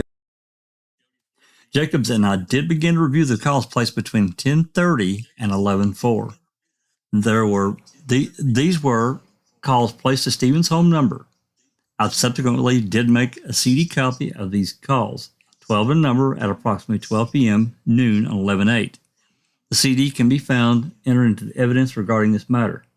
I also did make copies of conversations between Jodi from the Manitowoc County Jail and Stephen Avery that have been placed to Stephen Avery's cellular phone. These calls were numbered 10, and a CD was made of this information on 11/8 at 14:25 hours. The CD can also be found entered into evidence regarding this matter. These copies of the CDs that Detective Jacobs provided me were ultimately logged into the Calumet County Sheriff's Department evidence room under property tags 7827 and 28. Investigation continues. John Dettering, and we have those. That's some of the ones I got last year, which had some of the newer calls that we got uploaded. So they're listening to the calls, and we know that for a fact. It's still recorded. This next one is also 11/8. Another interview of Jodi Stachowski.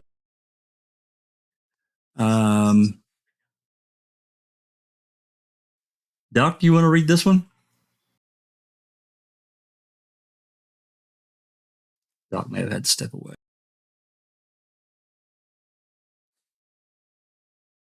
Christine said, Alice, you want to read? You feel up to read?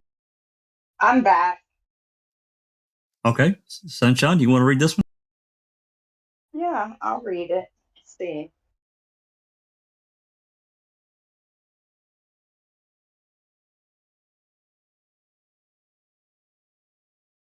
So is this the 1-page Miranda warning? Is that what I'm reading? 5 pages. It's on the screen. It should be labeled, if you're looking at the file that I put in Discord, it's number 3. It's Jodi 3. Okay. Let's do it that way then.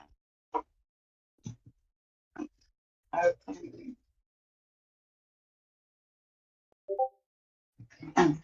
Actually, you know what? Let Alice do it this time. And I'm sorry for the confusion. I'm available too, Jack. Okay. Well, on you go, Neverly. You can Take a shot. Okay, what are we doing? We're reading Jodi 3. What I've got labeled as Jodi 3.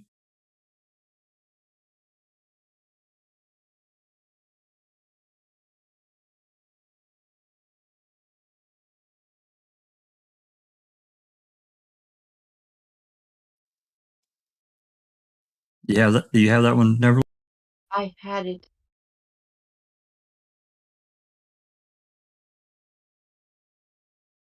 There. I'm curious. The one you just read that was talking about the key. What date was that? It wasn't talking about the key. It's talking about CDs. No, he asked if he had any foreign cars. She answered the Oh, cars. that was the first one. That was on 11/6. So they hadn't yet found the key, right? So why were they asking her about that? That's a good question. Okay, I got a document. That is a very good question. Whenever you're ready, Neverly. Okay. Calumet County Sheriff's Department. Type of activity, interview of Jodi Stachowski. Date of activity, 11/8/05. Reporting officer, investigator John Diedring. Documents generated, one-page Miranda warning.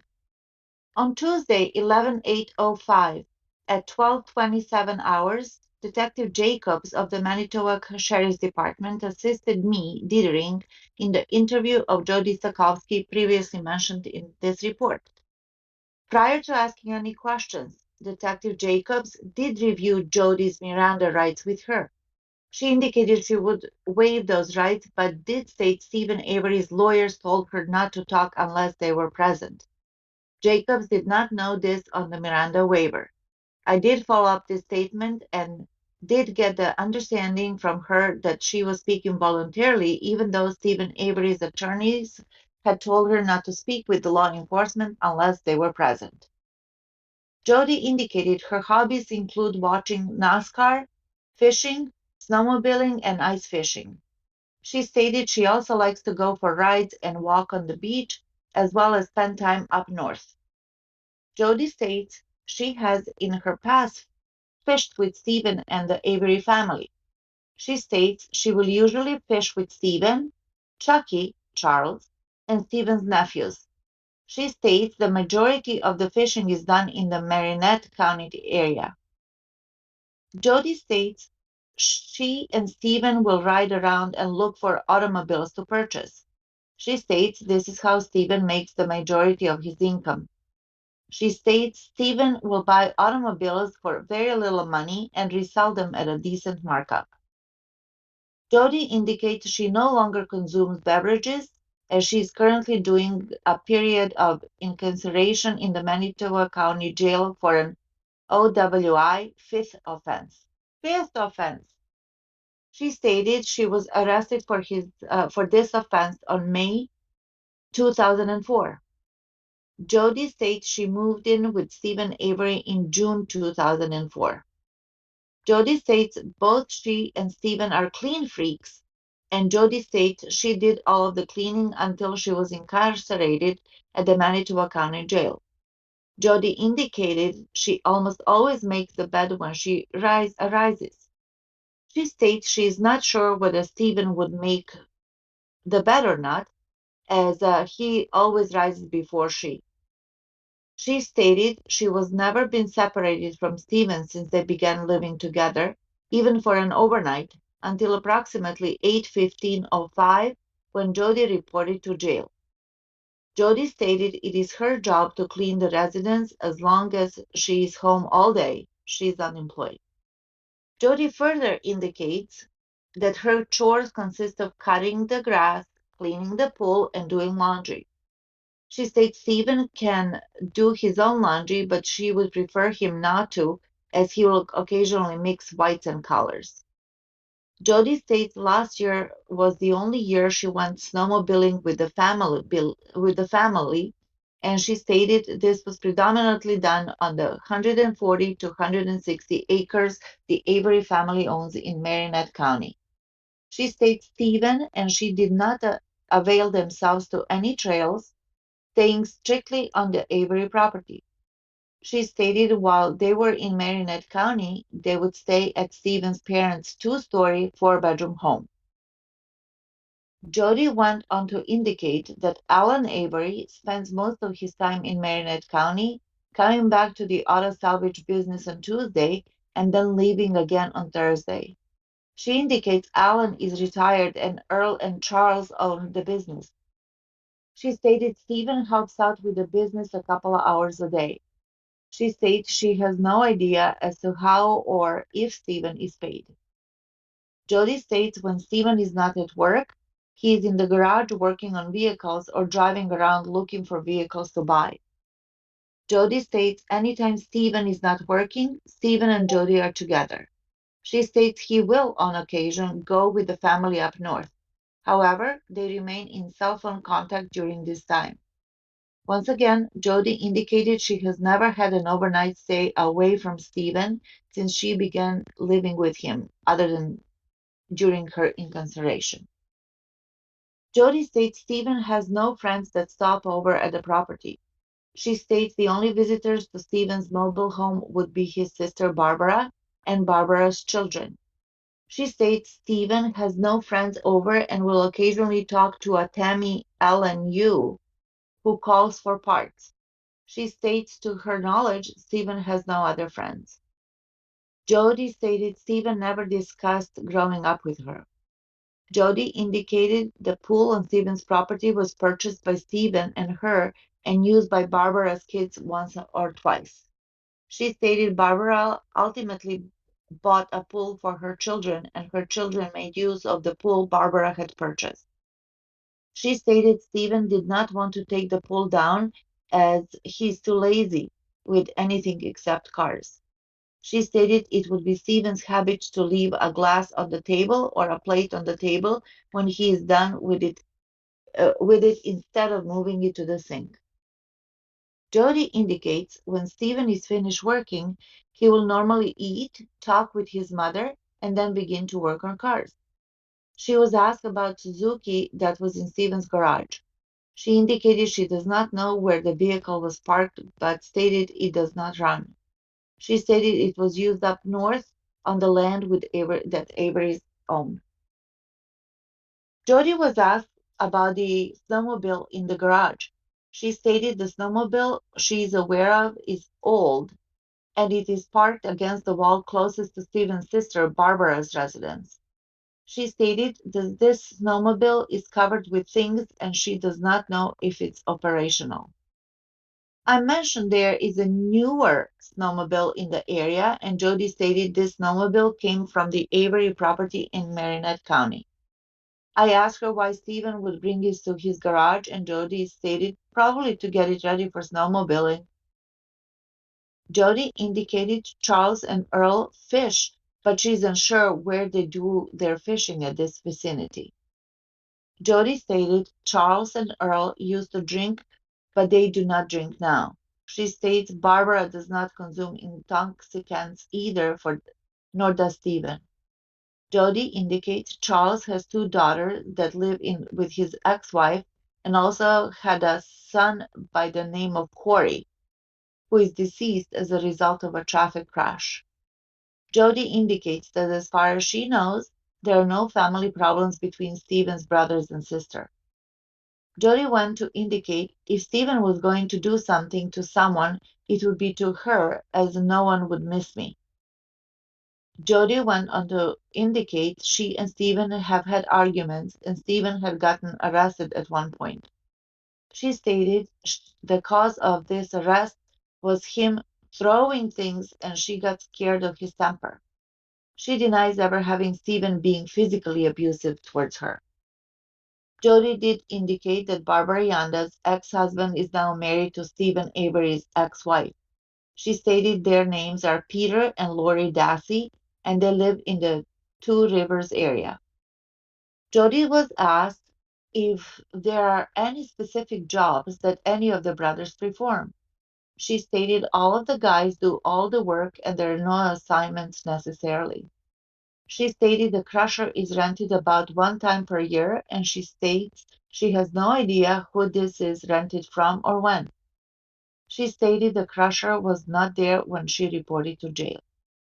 Jodi went to indicate bonfires are enjoyed in Marinette County, and it's usually Stephen and her and Stephen's parents. She states Earl, Charles, and Barbara mainly come up to Marinette County during the gun deer hunting season. Jodi indicated the drive to the Marinette County would be between 2 and 1.5 to 3 hours. Between 2.5 to 3 hours. She does indicate that Earl is the only brother who actually owns property in Marinette County near his father. Jodi indicates she and Stephen do not go to the Marinette property during the week. I asked Jodi if Charles Avery is seeing anyone. She stated Charles is not dating, and she stated Charles tried to date her before she met Stephen. She then advised me Charles has tried to make passes at her. She stated Charles has asked to come over to the mobile home when Stephen, and on occasion Earl, goes to the auto auction. She states she has rebuffed Charles's advances. Jodi describes Stephen as an easygoing individual like Earl. She stated Charles is a little different and can be kind of uptight and further can be a prick depending on the day. She stated Charles is in his 50s, Stephen is 43, and she's unsure how old Barbara is, and Earl is the baby. She then stated she's not exactly sure whether Barbara is older than Stephen or a little younger. Jodi went on to indicate that Stephen will tell you what is on his mind, whether he's angry or not.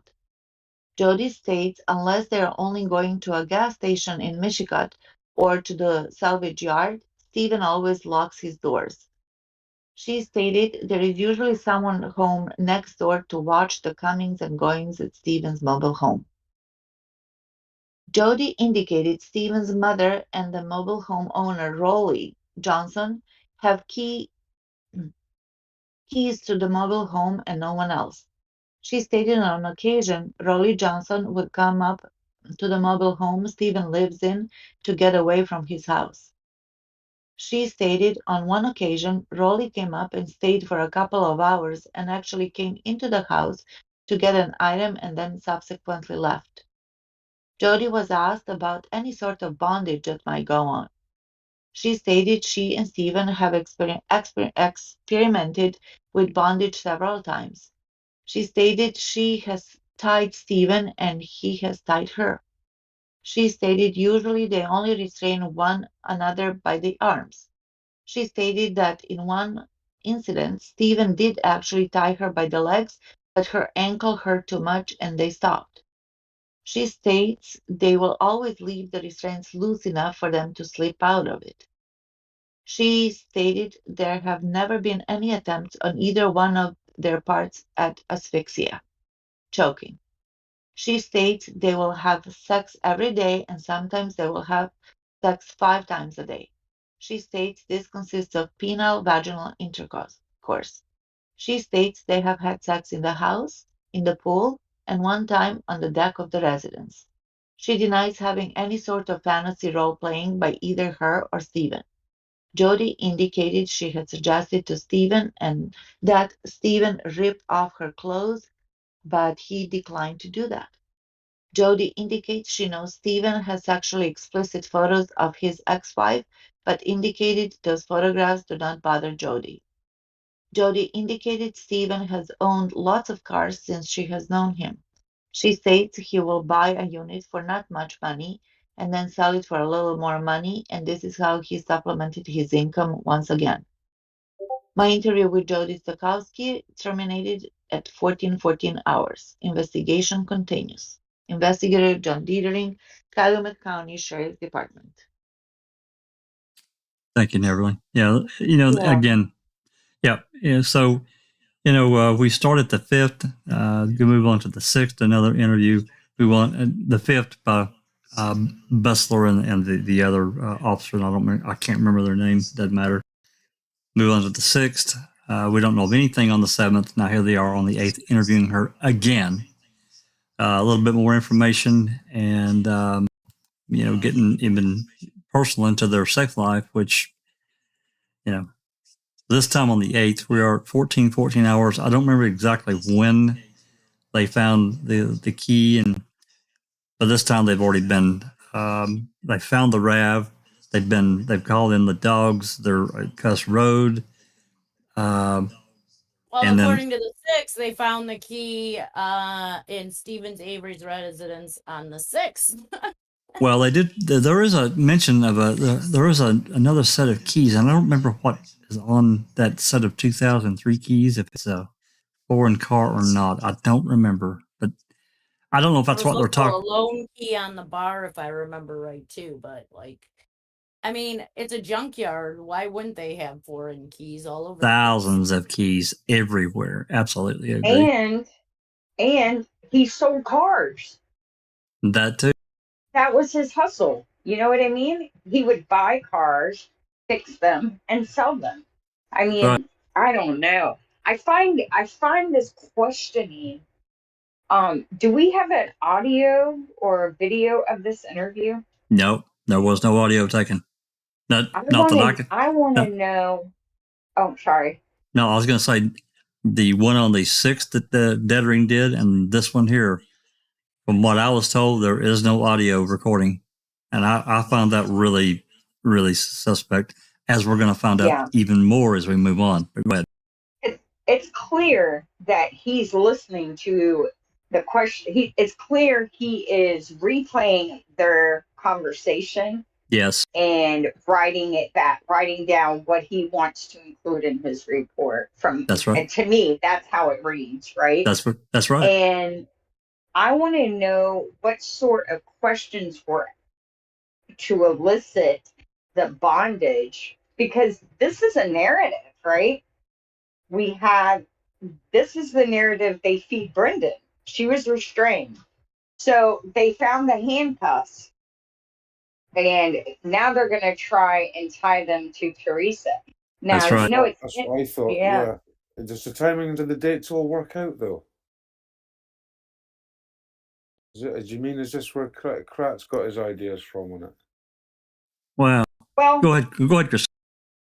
It's where whomever determined what the story of the crime was going to be got their idea from.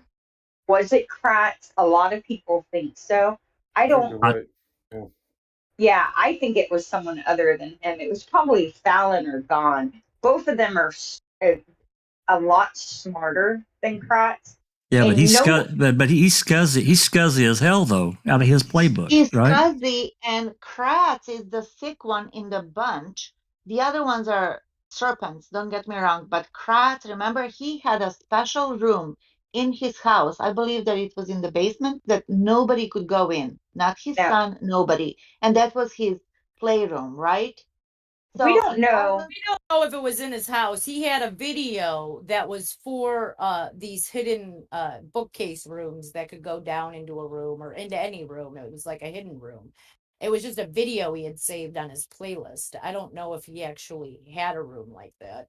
I think he said it somewhere that we read, whether it was one of the ladies. It was in a text message thread. It was in a text message thread. Could be something like that. Or one of Oh my! Right. But let's be clear here. We don't know what kind of men Fallon and Gon are, because they never got caught, right? So they're smarter at their dirt than Kratz. Kratz got caught, so he got He got exposed for who he is. Right? All of his dirt is on display. True. Yeah. So, that's true. And I personally think both Kratz or both Gon and Fallon are several points higher intellectually. Yeah. So they at the start of this, neither one of them wanted to be the front man for this. Kratz ate this up, right? He ate it up. Put Well, me they on they they, they, stage. I they don't perform. yeah. And they fed it to him. They allowed him to be the front man. Well, they It wanted was to. a Behind win-win. the scenes. I think they wanted him to be the front man, because if it was a loss, it would be terrible for their career. If it was a win, it still is pretty scuzzy because of the things he had to do. It's a lose-lose.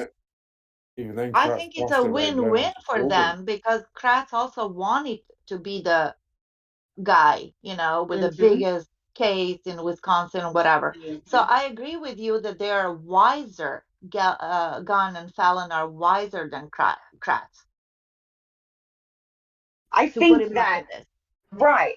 And for all we know, both Fallon and Gunn have far worse sexual tendencies than Kratz, right? Look at that judge. Look at oh wow, what is his name? Brett. Look at the juvenile court judge that got busted with the child porn. And he was a juvenile court judge in Wisconsin. So until they're exposed, we just assume they're good, God-fearing, church-going, heterosexual, non-cheating men who do nothing wrong except frame innocent people for crimes they didn't commit. That's the only dirt we have on them. But that doesn't mean there isn't dirt to be found. True. Yeah. The comment I wanted to make was, it's easy to see that from the get-go, their motivation was to try and find Stephen's motive. And notice what they've focused on immediately, the sexual aspect. Now, they're asking Jodi private, personal questions about her sexual activity with her own fiancé. That's right. Which is nobody's business. Do you agree with that? Completely agree. Nobody's business. So we know that Ken Kratz listened to the calls, because he's the one that came up in court basically saying that Stephen entrapped Teresa Halbach for sexual sadistic means, right? Hence the mentioning of the leg irons, mentioning of the handcuffs, and they even were asking Jodi about, the use of restraints, right? And isn't it interesting that Jodi said, I asked Stephen to rip my clothes off and Stephen didn't want to do it. And you're thinking to yourself, well, isn't that showing restraint, right? And they're trying to build something up in Stephen that he's not. He's a normal guy. He's been in prison for 18 years.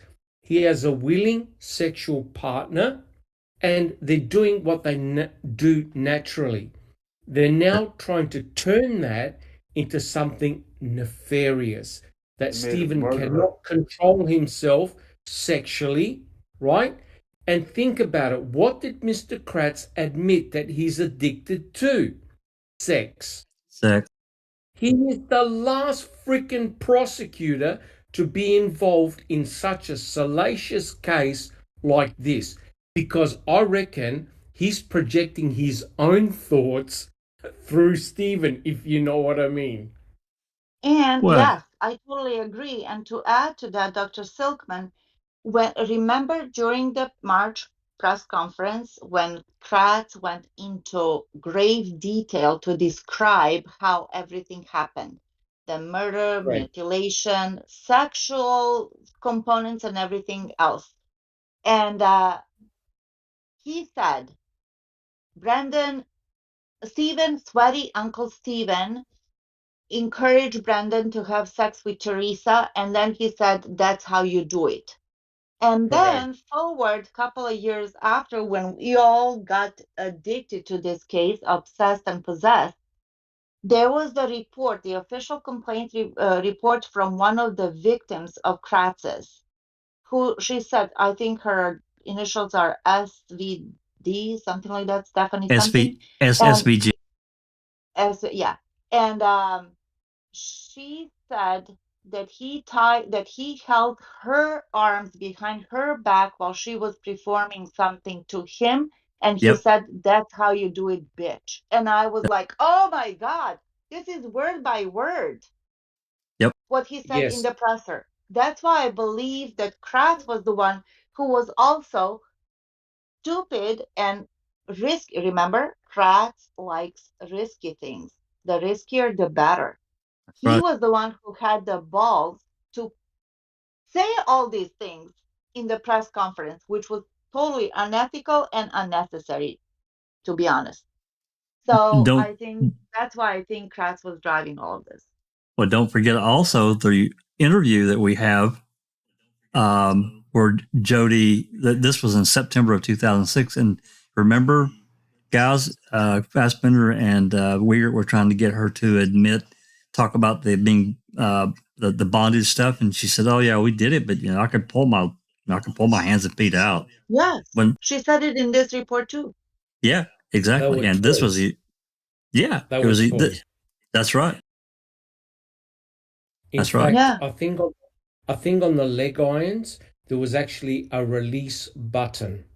There was, and the that's right, and the handcuffs for the novelty cuffs as well. There was a button or latch or whatever.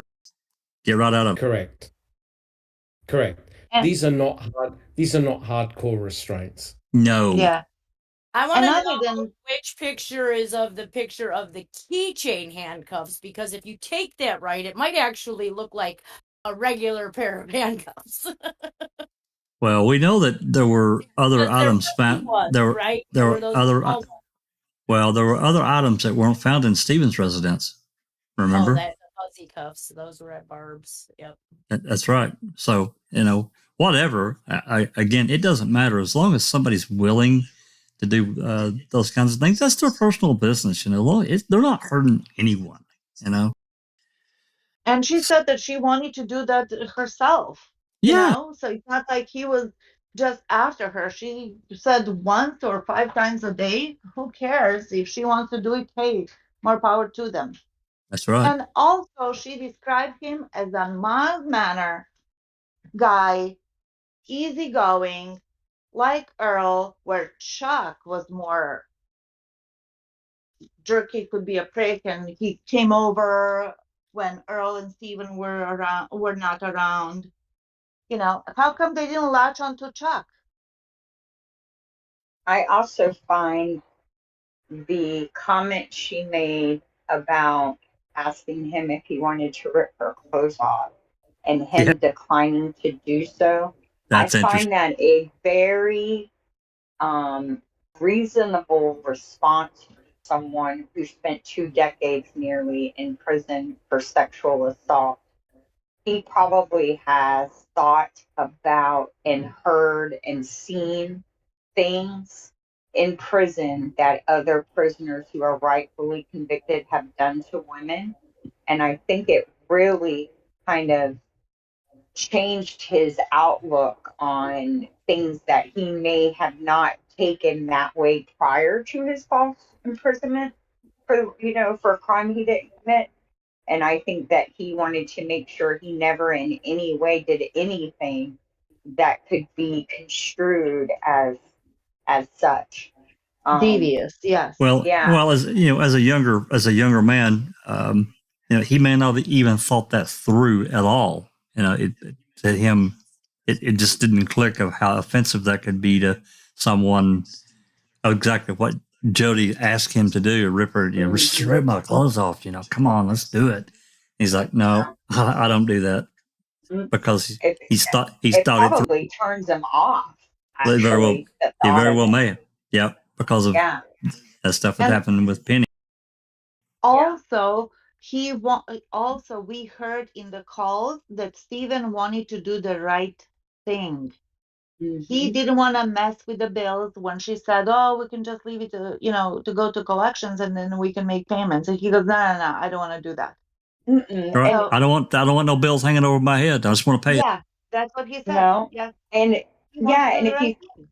if you think about his complaints with Barb, his complaints were she was letting them boys raise themselves while she was out running the roads. And this is coming from a man who missed his children growing up, right? It's introspective. It's actually recognizing what a gift it is to be a parent.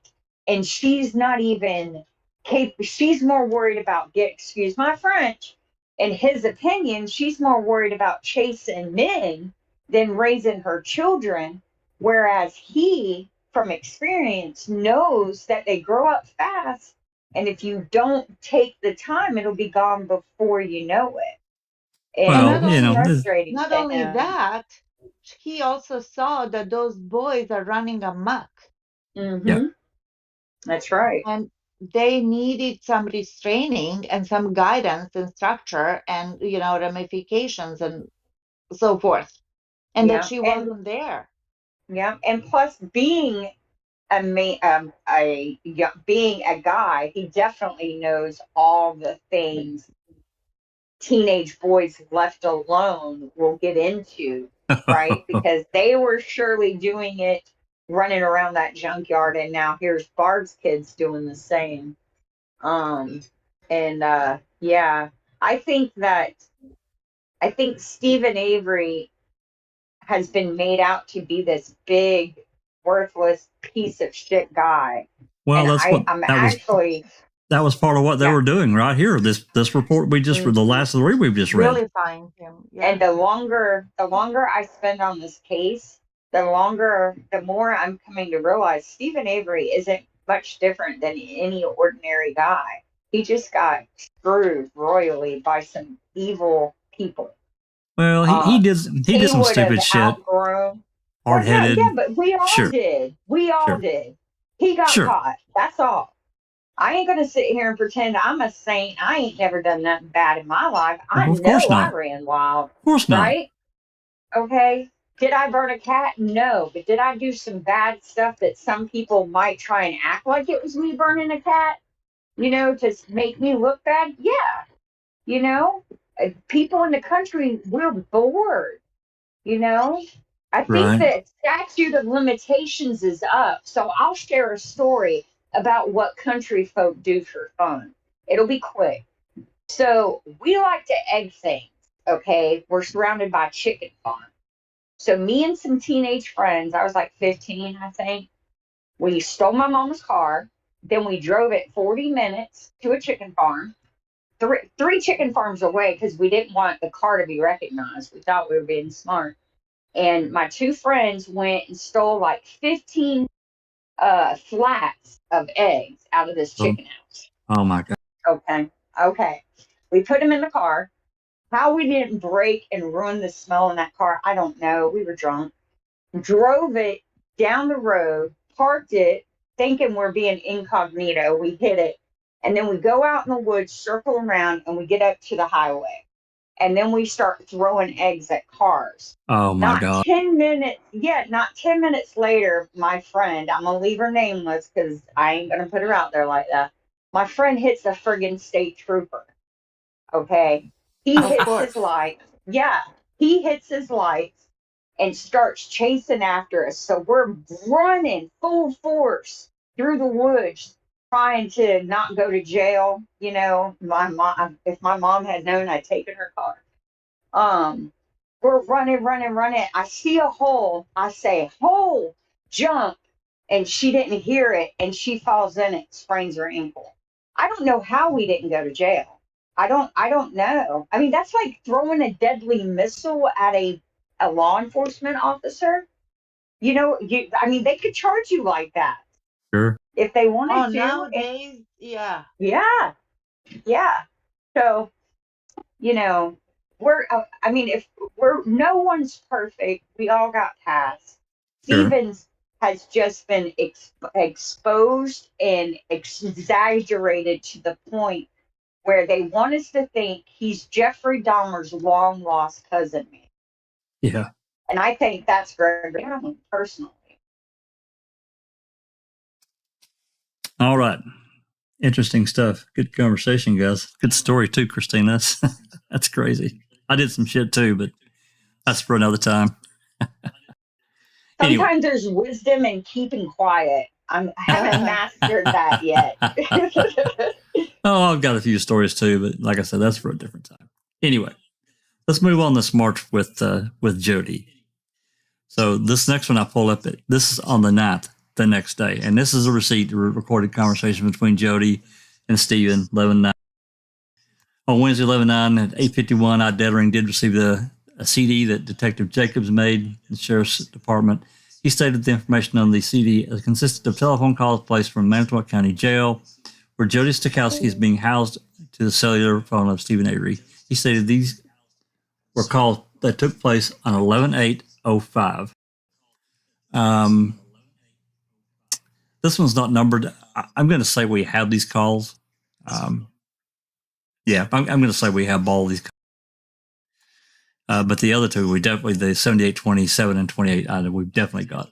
Anyway, let's move on. This one, we're going to refer to after we read. This is a one-pager. Nerly, do you want to read this one? It's just one page. Sure, where is it? Is it the next one? It is Jodi. It's labeled Jodi 5. I can just find it. Jodi 5. Got it. Okay. Calumet County Sheriff's Department. Type of activity, interview of Jodi Stachowski. Date of activity, 11/11/05. Reporting officer, investigator John Dietering. Documents generated, none. If you can see, I'll put over there to the right. That's my writing. I added this to this document, so I would know which one it was. It's DCI Report 39, but go ahead. 39. Okay. On Friday, 11/11/05 at 10:56 hours, DCI Special Agent Deb Strauss and I, Dietering, did interview Jodi Stachowski, previously mentioned in this report, at the Manitowoc County Sheriff's Department. Prior to having any questions asked of her, Stachowski was advised of her Miranda rights, and she did indicate she understood these rights and knowingly waived them. For a copy of this interview, please see the detailed report of Special Agent Strauss. Investigation continues. Investigator John Dietering, Calumet County Sheriff's Department. Yeah, and this happens invariably with other agents, as we know, or and when an agent would accompany one of these CASO county officers, they would say, refer to blah, blah, blah's report, which I've got here. Again, this one has no header. It is what it is. This is the agency copy that Rookie and Yora's got for us. So this is, it's 3 pages. And yeah, we can, there is no recording of this one. I've also inquired. I was told by Calumet they don't have a recording. I have not asked the DCI. Every time I've asked for what recordings are there? Because we know we've seen some video recordings of Jodi with officers in man. Yeah, so yeah, we have we have some. The first one is February 15th, which I played last week. You weren't here. I played that one. We also have August 31st. Wow, wowing. We have she was still in jail on 2/15. We have August 31st, which she was out of jail, and she's still trying to get some of the stuff that they had taken back. But that's also the call where that's another interview. Both interviews, they played calls between Stephen and Debbie to piss her off.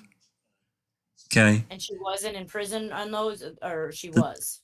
The first one on February 15th, she was still in jail. And it was dead. It was Wendy Baldwin and Mark Wiegert on that one.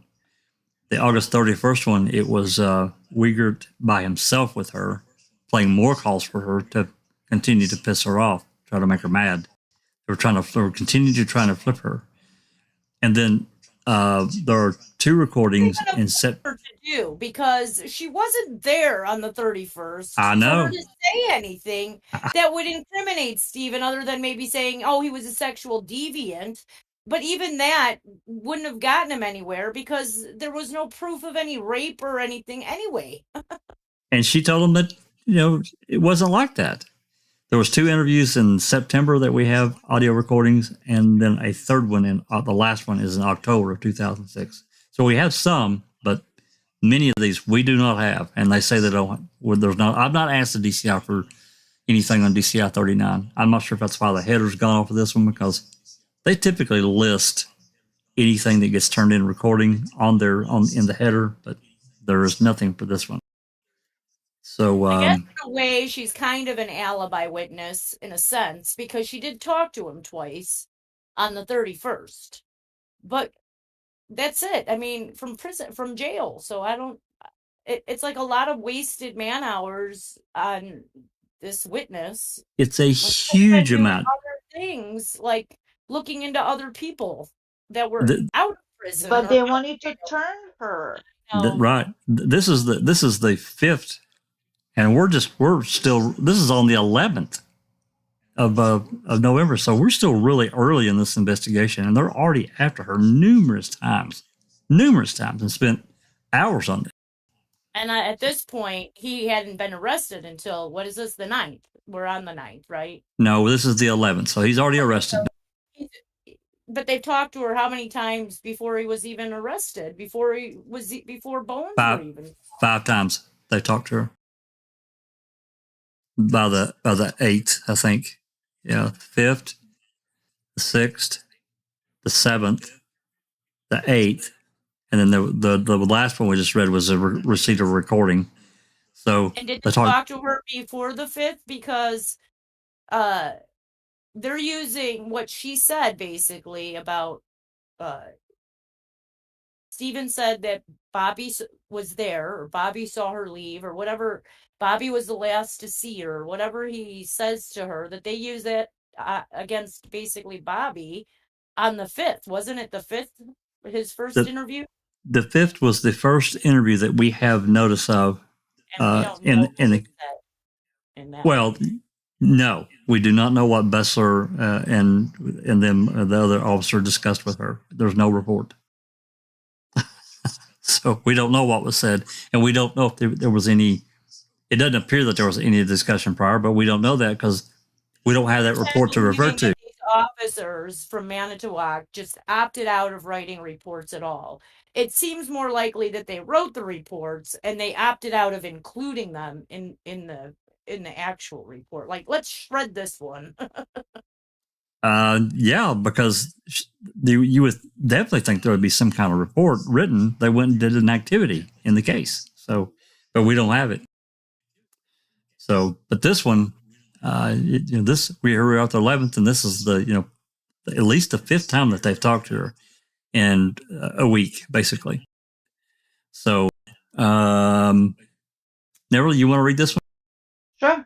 Is it the next one, Jodi 5 or Jodi 6? No. It is no. This one is DCI Report 33. It's in that folder.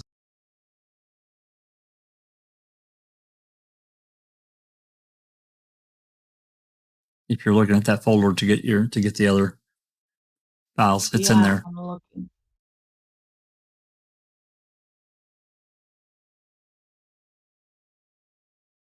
Sorry, Chuck, I don't see it. Hold on. I want to make sure. So we don't have DC 39? No, we do have it. We just don't have a header. Okay. I said right. 33 later. It's DCI 39. I said 33. Okay. All right. I was just trying to, because I got lost in the chat and I wanted to make sure I didn't. Yeah, we've got it. You've got it. Yeah, it's DCI 39. Yeah. There's just no header on it. Yeah. Okay. Good job. Thank you for putting this up. Okay. DCI 39, Deb Strauss, Queso, John Diering. According to Stachowski, inside a blue safe in the trailer were handwritten notes Marie had written to Steve. Stachowski said Steve kept these notes in case he needed to use them against Marie. As part of these notes, Marie would write that she loved Steve and that she wanted to be with him. Stachowski was asked if she knew why Steve kept pornographic pictures of his ex-wife. Stachowski said she did not know why Steve kept these pictures, and she believed Steve had them while he was in prison. When Stachowski was asked if it bothered her that Steve kept his photos, Stachowski said it did not. Stachowski was asked if she thinks Steve loves Marie. Stachowski responded she thought he does as a family member. Stachowski stated whenever she wants to make Steve upset, all she has to do is bring up Marie. For example, last time Steve got physical and hit Stachowski was during 2004. At that time, Steve had been at a cabin in Krivitz and Stachowski had gone to the races with friends of hers. When Stachowski returned home, Steve was there. Steve accused Stachowski of being drunk as Stachowski started bringing up Marie. At that time, Steve slapped her. Stachowski said she was so mad at Steve, she called the police and had him arrested. Parentheses, according to information maintained by CCAP, Steve Avery was arrested on 9/9/2004 and charged with disorderly conduct. Steve pled guilty to this charge on 2/17/2005. After Steve had been released from jail, Steve went to Barbara's trailer. The following day, Stachowski contacted Steve on his cell phone. After speaking with Steve, Stachowski went to the Manitoba County Jail and signed papers indicating she wanted to allow Steve back into the residence. Stachowski said Steve was not mad at Stachowski for calling the police. Stachowski indicated Steve can get angry very quickly. When Steve does get angry at Stachowski, he will throw things around her general area. Steve will also grab her and hit her with an open or closed fist. Steve will call her a bitch and tell her that she's ruining his life and she is nothing but a drunk. Steve will also tell Stachowski that with all of his money, he will be able to get a lot of bitches. Stachowski stated that when Steven receives his money from his lawsuit against Manitoba County, Steve wants to buy a house and some vehicles. Steve has also told her that he wants to share this money with his family. Stachowski was asked if she really thinks Steve will share this money with his family members, and Stachowski shrugged her shoulders, implying she did not know. Stachowski did state that she does not want any of his money. Stachowski was asked to describe what happened when she and Steve were in Krivitz and Steve threw her on the ground and hit her. Stachowski responded that one day, while she and Steve were at a cabin, Steve's dad had been sneaking her some beers and Steve did not like that. Steve hit her and she fell down. Stachowski said the incident was nothing more than that. Stachowski was asked if Steve's family ever saw Steve hit her, and she said they did not. Anytime Steve would hit her, no one else was around. Stachowski estimated Steve has hit her on approximately 3 or 4 separate occasions when she received a bruise. This usually occur after Stachowski would bring up Marie. Stachowski could recall one time Steve hit her so hard she had a big bruise on her right cheekbone. On some occasions, Barbara or Bobby Dassey would ask Stachowski why Stachowski was staying with Steve. These questions would be asked if Stachowski had a bruise on her face or if either Barbara or Bobby had an argument with Steve.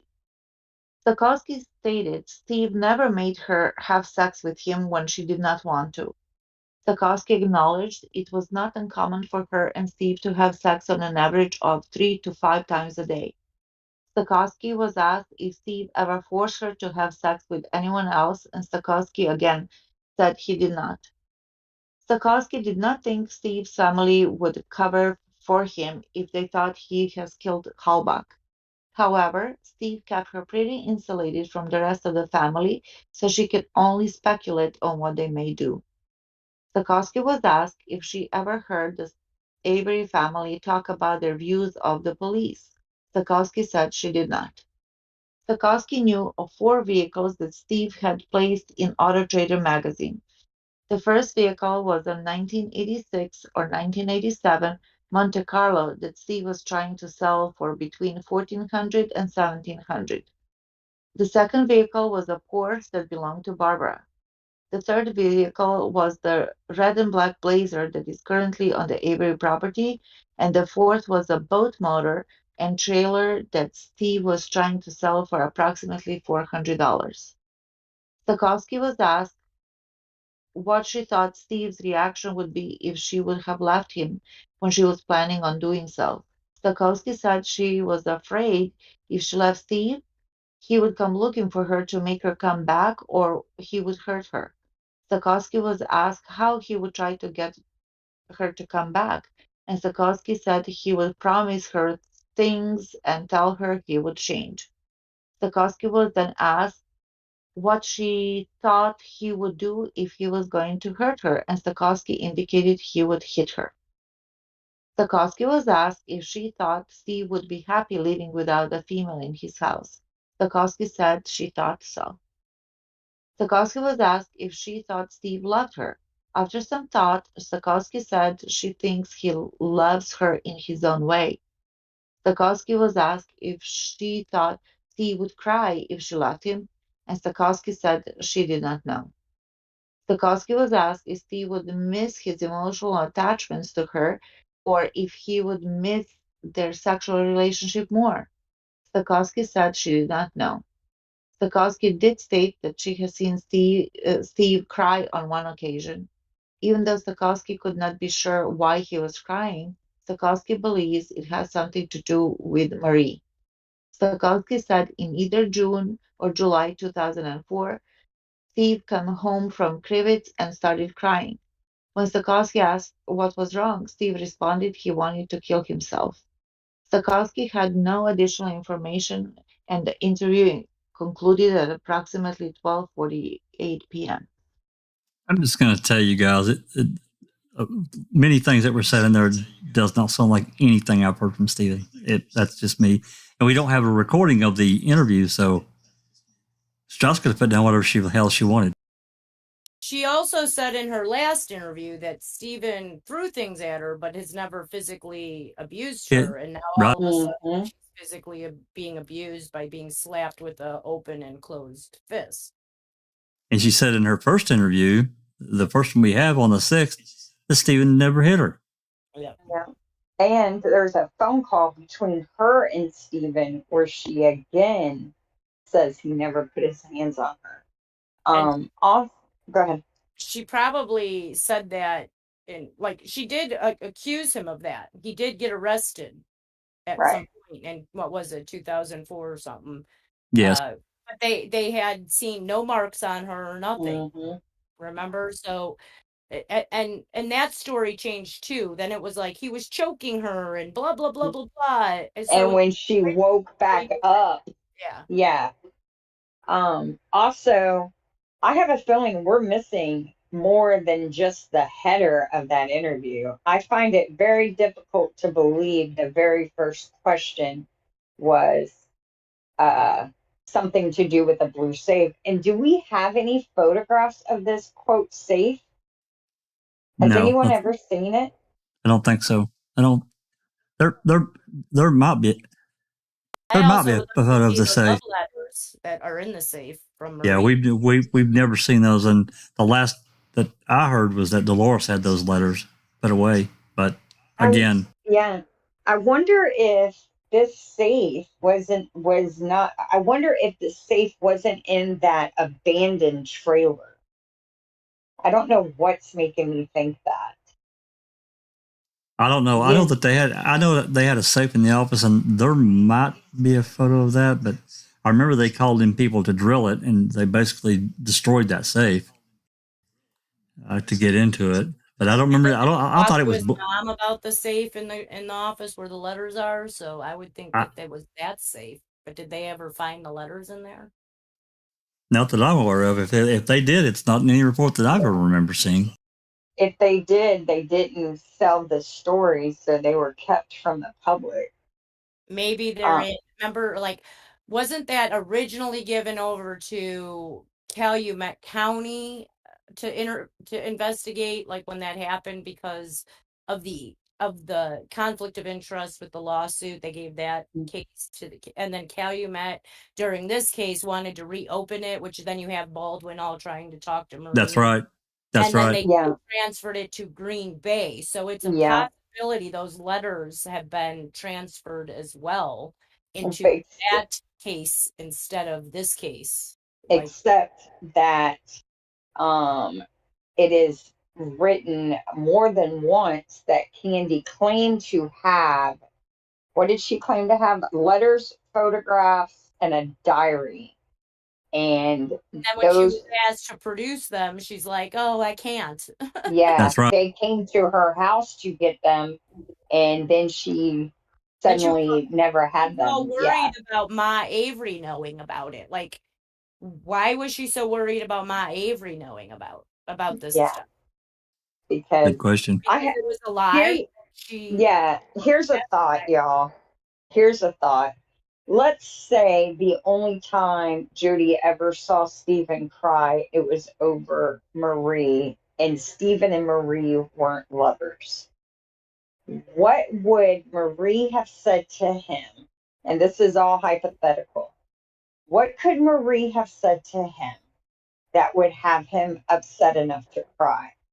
Could How it about have July or June of 2004? When did she start? When did she claim those claims on him? Wasn't that in 2004? Maybe it was the claim she was making against him that made him cry, because he knows what the police are like and he doesn't want to go back to prison for something. Well, that was all pushed. That was all pushed by Candy.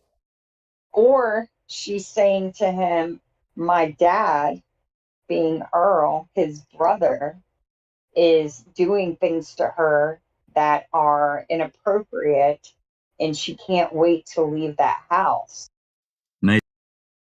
Maybe that's why he wanted to buy her the trailer. Mm-hmm. Maybe. But when did that happen? Like, when did the initial report about her and Steven start? Because I 2004. So it was. We've got that. It was right after. We've got that after report. he filed the lawsuit. It was right after he filed the lawsuit, or right before. And the lawsuit was filed in October. Yeah. So it was either in September or the end of October.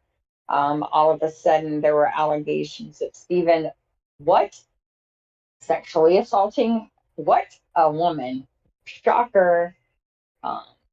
And we know that. How well did Candy actually know Stephen? Because if you think about it, Earl was 15 years old when Stephen went to prison for that incident. So he wasn't married to her then. Did he know her then? No. I don't think so. I did some digging. On Candy. I think you and I talked about this, Jean. It might have been someone else. We might have. Both of her brothers have been convicted of sexual assault. One of them's a sex offender. I believe one is still in prison. And one of them went up on charges right around the same time as Stephen, but it was in a different state. And I'm wondering if Candy wasn't thinking she could get her brother out of trouble by selling Stephen out, right? Because we know how cops trade, time for lies, right?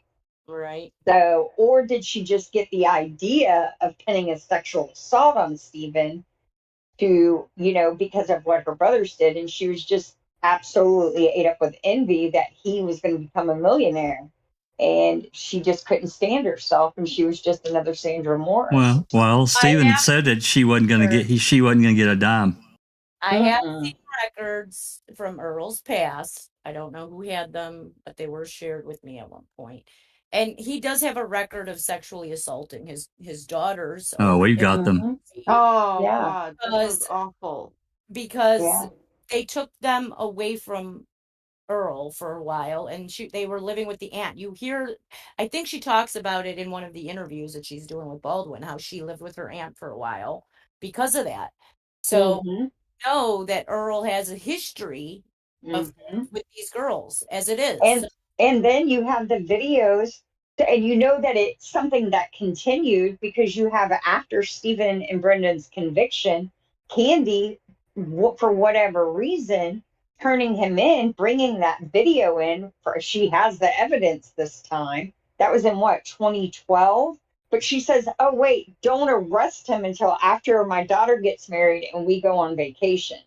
And that was when he was videotaping girls as young as 3 changing for the pool. Yeah. And people who do that are people who and have a history of that for so long. That's his thing. You know what I mean? That's what turns him on, is seeing children naked and vulnerable, right? The only reason he's videotaping instead of actually acting on it is because he's afraid of going to jail, not because he doesn't still have the urge. He knows it's wrong. That's right. Yeah. That's right. All right. Let's move on. Jodi, just one thing, if somebody didn't notice, Jodi was egging Stephen on with this Marie business, and she knew he would get upset. She did it. She used it many times. Times. I'd like to know how many times Candy was in her ear telling her Stephen's doing this or doing that to Marie or with Marie, so that Jodi would get upset, because I really feel like there's supposed love letters to Stephen, and I would love to see those love letters to see how they're written, because I don't know. Candy gives me the vibe that she would help her daughter write love letters to Stephen so she could be part of the payday that Stephen was to get. Yep, I totally agree. That didn't happen. Yeah. I feel like because Jodi came into the picture and he wanted Jodi. I could see her sitting on the phone and feeding Jodi information that is untrue to excite Jodi, to make Jodi upset, just the same way the cops are doing to her with the girl with those Deb calls and stuff. In the same, I just see her like that. I don't know. Oh yeah, absolutely. I don't know her. I just get that impression from what little we do know about her with the call, with the the investigation of what we've seen from her. So that's right. Yeah. That goes right back to that search warrant that it plainly says in there that Fassbender had been talking to Candy and the information she provided. What else did she provide that didn't make it into the report? Right. Jinx, that's actually a really, really good point. She could have been mad because Jodi replaced her plan for Marie to be the recipient of Stephen's whatever. Payday. You know what I mean? Yeah. She could have actually thought she was going to get Marie married to him and let her, by extension, get the benefit, because she figured she was going to talk Marie into helping her. Sure. Wow. Yeah, that's actually a really good line of thought. Absolutely. Everything we know about Candy, she's not salt of the earth, for sure. Well, I was going to say, maybe as a mother, she was so upset that Marie was consensual in having sex with Stephen and didn't know how to prevent it, that she wanted, kind of Stephen to pay the price, even though it was consensual, but, she can't go against her daughter. Well, after the fact, sure, because he'd gotten arrested for this other, so now he's screwed. So she went after him. That's to me, that's exactly why did she bring her husband back home to their house? She wrote letters to the judge, if I remember right, that the girls missed their dad and he missed the girls, and they let them go home. Yep, absolutely. So she said, don't arrest him until after he's in our daughter's wedding and he and I go on vacation. Oh, that's she wanted her vacation first. Yeah. Yeah, she wanted him to take her on vacation. This is not a woman who gives a shit about her kids or what's right or what's wrong. Let's I don't use think up really our money before he needs to get in prison, because then he can't get, so he can't afford a lawyer because we went on a yeah. trip first. I personally I think there is less than a 1% chance Stephen and Marie were sexually active. They might have got drunk and did stupid, pervy Why stuff. even turn him in? I mean, I don't even understand why she turned him in then. Like, Who, Candy? like, I want to go on my vacation and I want to have my wedding for my daughter first. So why even turn it in at all? I mean, like, why? Because somebody else knew. That's why. So she had to do it because somebody else knew about it. So she's like, I'm gonna hand this in.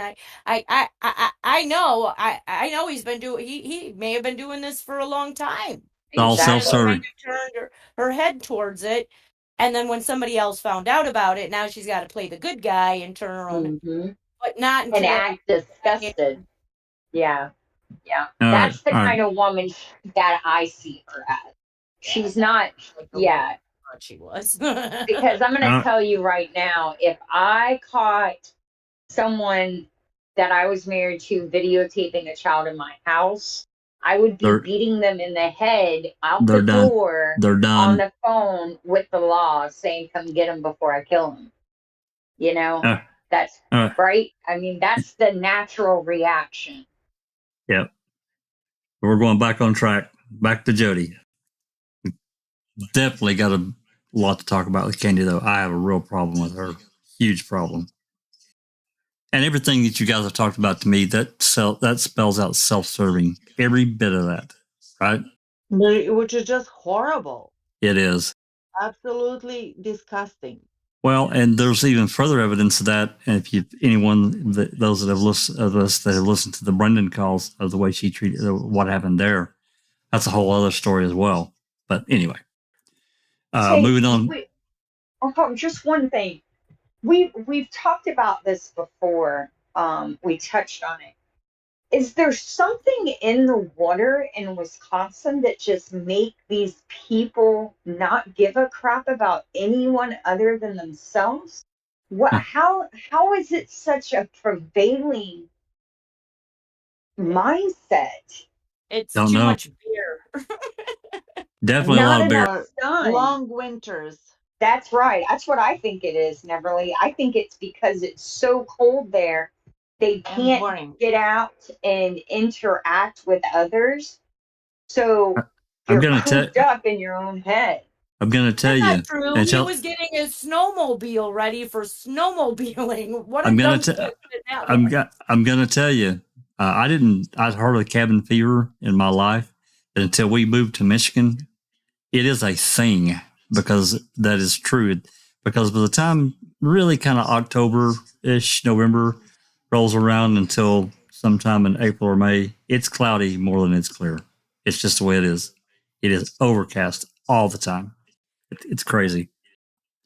But anyway, moving on. Well, if I could just make a quick comment and again, this is relevant to what we've been discussing with Jodi. So the way I see it is that law enforcement are using psychological warfare on Jodi and discovering what are the things that really piss her off and tick her off. And the law enforcement are using those items to their advantage.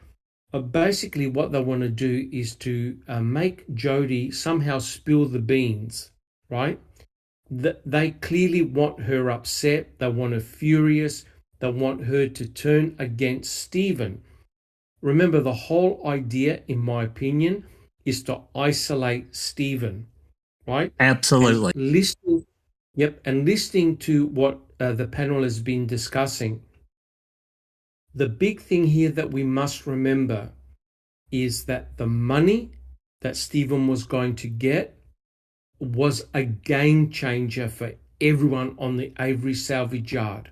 Some people were going to use that money to their advantage, and that explains their behavior. Some people were terrified by that money because they believed that Stephen either was going to buy the salvage yard and cause changes. So that potential money coming in would have been very disruptive, especially for the brothers and especially for Chuck. The thing Well, about sure. that is they would have to actively sell it to Stephen, no, because they were the owners at that point. It was in Earl's name. I think it was in actually Dolores, Earl, and Chuck's name, not even in Pa Avery's name. And I have to wonder if Dolores's bit was going to be given to Stephen at some point. Possible. Well, I mean, yeah, because Stephen and his mum got along really, really well. And you don't know whether that caused any type of jealousy or some type of angst, because we mustn't forget Stephen was out of the equation for 18 years. So, you know, people like Chuck, people like Earl, Papa Avery, they're the ones that broke their backs working in the salvage yard. And they would have also copped a lot of flack, right, from people saying that Stephen was guilty, he had sexually assaulted Penny Bernstein, how disgusting, how disgraceful. And all of a sudden, out of the blue, he becomes exonerated. And now he's back in their life, right? So it's a game changer. But not only that, the promise of potentially millions of dollars That's out right. of the blue. That's right. People's behavior changed. And that might explain Candy, it might explain Marie and Jodi. And my final point is this. Have a look at all the angst that Stephen had against Jodi. What's the common denominator? The common denominator is her drinking. Yeah. Stephen was always worried about Jodi, that either she was going to get killed or kill someone, right? Because of her drinking. Now, imagine if your partner that you love is spending more time in jail for DUI than actually spending time with you. Would you be upset with that? Absolutely. Yeah. And we just talked about this is her fourth or fifth one that she's in jail for a certain time. So this is clearly a problem that she's got it. I mean, we know she's an alcoholic and all that, but you know, to add a little bit more to this whole thing that you were talking about, Doc, you think about a family unit, and I know that they didn't all necessarily live in the same house. But they were still right there together. This influx of one person, this influx of potentially millions of dollars. Don't tell me that doesn't cause problems. It does. There's a reason why they say money is the root of all evil. Okay? There's a reason why people say that. When you don't have it, it's no big deal. But when one of you has it, all the rest of everyone else around you starts thinking of how you owe them, or it's not fair, or you're going to hurt me with it, or you know what I mean? Envy and all of that comes attached with money. Well, it's a jealousy thing too, because this person that just got the money, they're going to go out and buy themselves a new Ford 350, a brand new one, a new house. And you don't have that, and you can't get it. It's just out of reach, but you can't have it. You know, so it creates this whole other thing. I'm sure it did. I'm sure it caused a lot of problems. I'm convinced of it. I agree. All right, so let's get back onto this contact, law enforcement contact with Jodi, and this. I think these next few are. I've got three more. No, wait. Yeah, I've got three more. We'll read through a few more of these. We've been at it here for a little over 3 hours, so we'll read a few more of these things, and we'll do a part 2 and get to more of these. This contact and involvement that the cops had with Jodi. So this is attempted contact with former cellmates of Jodi Stachowski, and this is 11/21. This is 10 days after this last report from John Depp. No documents generated. On Monday, 11/21/05, Special Agent Deb Strauss and John Dettering did to attempt to make contact with former cellmates of Jodi Stachowski. These people were no longer incarcerated in the Manitowoc County Jail. We attempted to contact Rhonda Worley at the place of her employment and met with no success. I did place a telephone call to Bonnie Huber and reached an answering machine. Sometime in the evening of 11/21/05, I did receive a telephone contact from the following individual, Bonnie Huber, and gives her information. Huber indicated that she had served 2 weekends in the Manitowoc County Jail. She indicated that her contact with Stachowski was very limited, and she had never become Stachowski's confidant in any way. She indicated that she had no information to offer regarding the matter. Shortly thereafter, I received a phone call from this following individual regarding the matter, and that's Rhonda Worley, which they went to look for. Rhonda indicated she was incarcerated in Manitowoc County Jail between 11/4 and 11/14/05, both. She indicated that she was housed with Stachowski and did speak with her on occasion. I asked Rhonda if Stachowski had ever discussed Stephen Avery's demeanor. She indicated Jodi stated if she would do something wrong, Stephen would get angry, but not go ballistic. I asked Rhonda if to her knowledge, Stephen had ever been physical with Jodi Stachowski, and her response was no. She stated Jodi was asked this by another girl. Rhonda overheard this conversation. I asked who Stachowski was close to in the jail, and she stated Heather Cherney and Joy Ayotte were close to Stachowski. Investigation continues, dead ring. Kelly. So now they're looking in the background of who served with to find out if there's any statements they can use against Stephen from that Jodi had with any of these former cellmates. So again, this time, go ahead, Doc. But don't you find that astounding? This is a murder investigation, for fuck's sake, and they're asking they're trying to get information on Jodi Stachowski from her cellmates, right? So you can clearly see their focus is only on Stephen Avery, right? This type of investigation and questioning should have been all about Teresa Halbach and her close friends. That's right. And her close associates, and saying, well, who did Teresa hang out with? Did you notice anything strange? Was there any type of aggression? What about Ryan Hilligus? They were boyfriend, girlfriend. Did you notice any type of trouble brewing? No. Their focus was razor sharp on Stephen, Jodi, and their surroundings. They weren't interested in anybody else. Why are they wasting all of this time on Jodi Stachowski and not asking other questions about the victim and her associates? Guys, this is truly remarkable when you think about it. Jodi was in jail. There's no way she had anything to do with what happened to Teresa Halbach. Period. And how would Stephen have told her anything, being all of their calls are recorded and stuff? Exactly. Well, only on those, those short, on those nights that he took her to her meetings, they could have had a conversation, but I still think something would have spilled out. None of those happened after Teresa's disappearance, though. That's true. I didn't think about that. That's right. That's exactly right.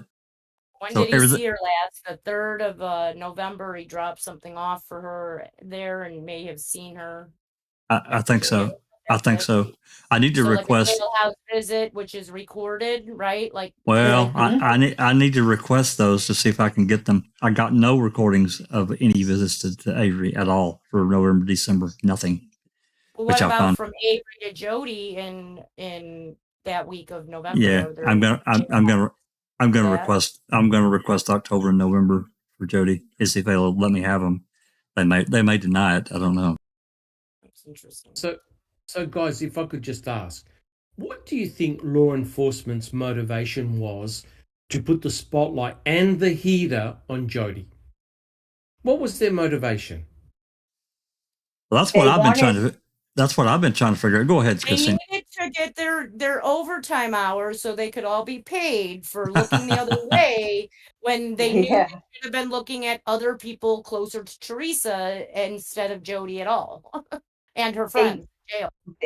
They needed, yeah. I mean, that's what they were doing. They're just filling the cages, right? But their hope was that eventually Jodi was going to flip and say, Stephen tried to kill her. Stephen did these things to her. Or Stephen somehow secretly confessed to her, or he told her about other crimes he committed that he didn't get caught for, and she told her friends. I mean, I think that's what they're trying to sell, is that possibility. Kind of how they had Kathy Wilford come in and tell you Stephen Avery was creepy. Yeah. They needed people that would say that he was creepy, he was a sexual deviant, he would be this type of person that would rape and kill a woman, so that they had a motive to bring him, you know, the whole motive that they end up using with Brendan. I mean, it's really, really what they've been trying to get from the whole thing is trying to blame him for this, you know, horrible rape and not just bonfire, Halloween, murder fest in there at all. Like, what was the point of that? To show that he was a sexual sadist because he had been exonerated? Yeah. Because that's what it seems like. They have to point this sexual sadism type of behavior on him or whatever, so that they can say, see, we didn't really get it wrong back in 85. Hey, and you know what? That's a good point. The lawsuit, the lawsuit isn't settled yet.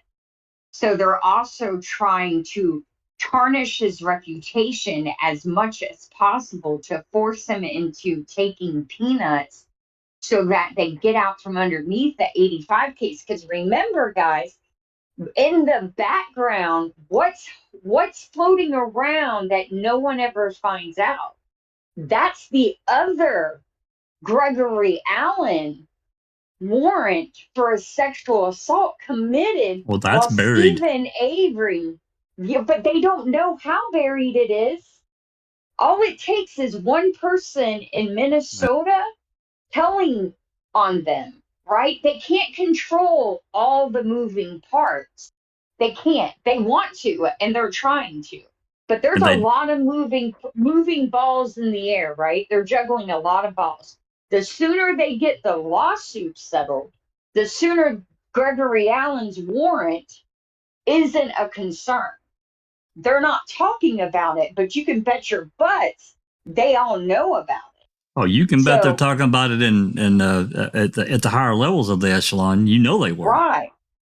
They're just not talking about it to the media. But amongst themselves, that's why Strauss is involved, I think. Strauss is to get that lawsuit done because she has no business being in this case, period. If you think about what she does and what she did in this case, there's no reason for her to be there unless it's to protect Peg L. Her involvement in the civil suit should have barred her from being involved in the criminal aspect. So why is she involved? Her involvement is to protect the link to the AG's office. Because remember, her reports whitewashed the investigation, right? Yeah, that's right. So she is Peg L's. Peg L likely called her and said, hey, get this lawsuit done before they find out about this Gregory Allen thing. Because a righteous investigation would have come clean about all of that up front, brought in the FBI, and made sure that justice was served. Instead, we have this garbage. Oh, justice got buried. But anyway, yeah, let's get back on track here. Sorry, I keep veering off. I think I'm just going to hush from now on. You're fine. They're definitely relevant points, you know, because this case is so complicated. All these other factors come into play. And Deb Strauss, here she is in the middle of And this is not the last one. There's more beyond this one. Judge Strauss is again involved. Here we go. They're interviewing another former cellmate. This is Jessica Ann Miller. This is on the 29th. What other interview happened on the 29th? If anybody Do you know who Jessica Ann Miller is? I do not. She was the girlfriend of Carmen Butwell. That's right. That's right. That's right. That's interesting. Also on November 29th, remember who else was interviewed the second time? Who? Because Barb's significant other. Cottage? That's right. He was interviewed for the second time by the DCI on the 29th. He did one on November 10th, and then he did another one on November 29th. The fire started on the 29th when I don't think it was in the first one. Who interviewed him? Who interviewed him? I don't know if it was Skorlinski or. Okay. I don't remember which one it was. This is such a great idea, Jeff. I'm just here to tell you, this is a phenomenal idea. Well, I thought it would be a good thing to isolate a specific person, especially Jodi, because she's prevalent throughout so much of this. It's crazy. It's absolutely nuts how much time they spend on her and around her. Well, that's correct. Now let's think about it, right? For someone who was off the property, for someone who was in prison, law enforcement spent a huge amount of time and investment into Jodi, right? And it's remarkable how now we can slowly see what the common threads were. And they were to get her really pissed off. Because remember, what they're trying to do is, and I agree with what people have said in the chat, and that is to dump dirt on Stephen. Yep. The only problem is that all the things that she was saying were just normal behavior between two people that love each other, right? So Stephen wasn't this sexual tyrant, this sexual monster. This had upset Mr. Kratz, right? Because remember what Kratz said in his book. Stephen had been planning the murder of Teresa Halbach from 1985.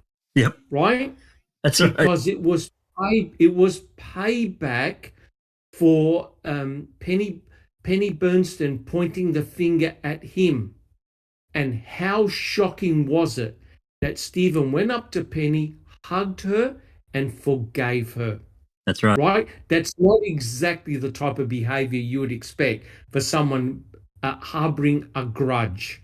Right? So a deviant, vile person. Yeah. Yes. The picture that the state are trying to portray is not Stephen in reality. And that's what pisses them off. That's right. And they can't get her to flip. She won't do it. She said, yeah, well, there's been trouble. Yeah, we fight and some other shit, but she won't flip. She just won't do it. And they keep after her and after her. It's crazy. And not only that, Doctor, everything you named, she didn't testify. They didn't subpoena her for testimony. Why not? Yeah, you ended up spending probably close to 100 hours on this. It's crazy. Did she testify at Brendan's trial? No. At Brendan, yes, she did. Yes, she did. Oh, yeah, she did. That's right. It was about the bedroom. Yeah, that's right. Yeah. Correct. It's because, you see, they didn't want any good character references representing Stephen to say, hey, look, he was okay. He wasn't perfect. He was concerned about my drinking. No. They only wanted the worst dirt possible. And that's why Kratz spent a lot of time listening to all the calls, because what he was doing was building up a picture profile of Stephen, and Neverly was correct. That's why they use sweat, because he made the joke that he has when he has sexual activity, he sweats. So they used it to the max in the press conference. That's right. And then Kratz made the couple of cracks about carrying around vials of sweat or some shit like that. Correct. He was mocking us. Oh, absolutely. Correct. You know, the gladiators used to put their sweat in a vial and sell it to the rich women. And they thought it helped with their aging and shit. That's interesting. I did not know that. The more you know, right? I just read that the other day, and I thought that's where he got his idea for the vial. He thinks he's a gladiator. All right, let's get through a couple more of these. This is another interview of a friend. This, as you said, a friend of Carmen Bootwell. You said Jessica Ann Miller. This is a date of activity on 11/29 by Dettering. No reports She's not generated. just the friend. She was the girl who was there in the apartment the morning she died. She's the one who fell asleep on the couch when Carmen died. So she was close friend. Yes, girlfriend. Like I believe it was. She was gay. Yeah, Carmen was gay. Carmen liked the girls. Yes. Oh, okay. All and right. Miller and Stachowski had been arrested previously together as well in 2000. Were they arrested together or were they held in the same jail together? Like they both had DUIs or something and they were both in the same jail. Right. They went to jail at the same time. Yeah, I think it's something in this report. On Tuesday, 11/29 at 10:30 hours, DCI Special Agent Deb Strauss and I, Dettering, did interview the following individual regarding this matter. Jessica A. Miller gives her personal stuff, and date of birth, and so forth. Miller indicated that she had just been incarcerated on several OWI and OWL related charges that she had not paid fines for. She stated she knows Jodi Stachowski from the last time the two were housed at the Manitowoc County Jail approximately 6 months ago. Miller indicated that she was released in March 2005, and Stachowski was at the jail at that time. Miller indicated Stachowski was seeing Stephen Avery during that time. Miller stated Jodi Stachowski never said anything mean about Stephen and always said good things. Miller stated Stachowski still denies Stephen doing anything bad to Stachowski. According to Miller, Stachowski talked to Miller's roommate, Jennifer Brooks, at one time and indicated Stephen had thoughts of possibly throwing a hairdryer into the bathtub when Stachowski was in it. According to Jessica, Stachowski told Jennifer Brooks this was while they were out shopping for car parts at the Avery residence. Miller went on to indicate that at the time they were out shopping for car parts, Stephen loaned Jennifer Brooks between $100 and $150 for something other than car parts. Miller thought this was unusual as Jennifer Brooks did not know Stephen Avery before this time. And I find it hard to believe that Stephen would do that anyway. Miller went on to indicate that she has known Stephen Avery since she was little. Miller went on to indicate that her uncle hangs out with Candy, Earl, and Stephen Avery. Miller stated that she thinks she went to high school with Carla Avery. However, she is not sure. Miller went on to indicate that she has never seen any violent tendencies from Stephen, but she has heard that Stephen was in front of the detective's wife in the detective's yard without any clothes. Oh my God. Dvorak. Miller indicated that she had only been in jail this time since Saturday, 11/26/05. Miller indicated that, well, this report's, okay, all right. This is 3 days earlier. Okay. Miller indicated she and Jodi Stachowski had some communications while they were both out of jail, but this would consist of occasional conversation by phone. She states they were not very close and never went out together. John Dettering. That's interesting. And then the report, this is number 8 that I pulled, I think. Yeah, this is number 8. Never, you want to read this one here? Yeah, sure. Where are we? Jodi, number 8. Jodi, number 8. Just to say, to actually recall this information, that Carmen Bootwell was the CI, right? I'm not sure if she was an informant or not. I think she was, and that's why she was, the night before she died, she was supposed to meet some cops, and it's usually somewhere in the field, and she told grandma to go with her. Yes. There was a big hoopla about Carmen. I don't know Yeah. if I remember that in the reports. Mm-hmm. It might Yeah. be speculation. I'm not sure though. Okay. I'm just wondering if Jessica was in a CI also. Maybe. Maybe. Okay. Calumet County Sheriff's Department. Type of activity, interview of Brenda Newby. Date of activity, 11/29/05. Reporting officer, investigator John Dietering. Documents generated, none. On Tuesday, 11/29/05 at 10:55 hours, DCI Special Agent Deb Strauss and I, Dietering, did interview the following individual concerning this matter. Brenda E. Newby, date of birth, and address. Newby indicates she had just been incarcerated in the Manitoba County Jail on 11/25/05.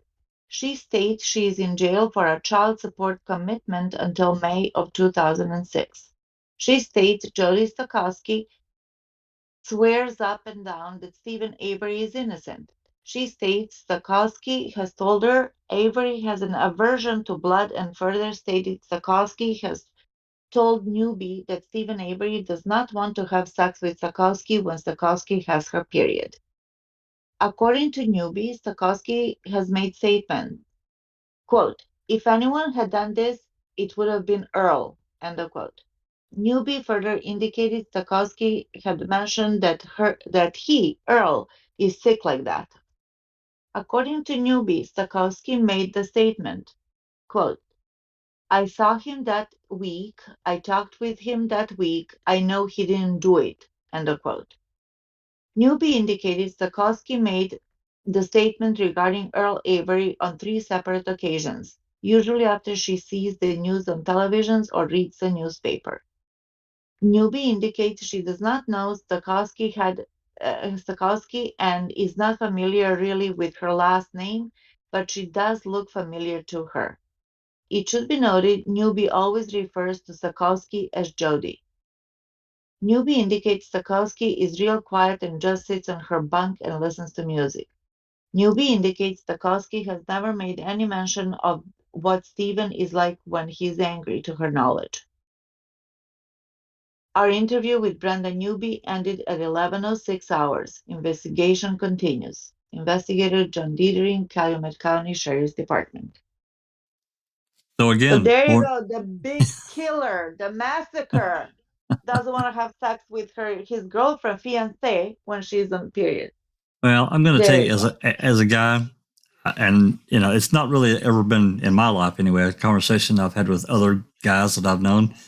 But as an indicator, I don't really know of anyone that's ever said, "Hey, I like to do that when my girlfriend or spouse or whatever has her monthly visitor." I really don't, and because and recently told that it's a nature's lubricant. Well, in many instances, girls don't feel well. They cramp. It's not something they want to do. It's just the way it is. Helps with cramps, but okay. And I'll take your can be choosers, so you guys do it.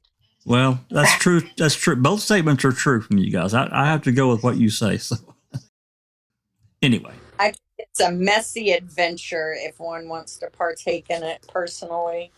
Yeah. We're not judging, to each its own. We're just saying. That's right. They did have that big pool in the backyard. That's right. Yeah. And they did get frolicky in it once. Or twice. I wonder if they asked her that question or if she volunteered that information. Yeah. Again, no audio. There's just no way. There's no way to know.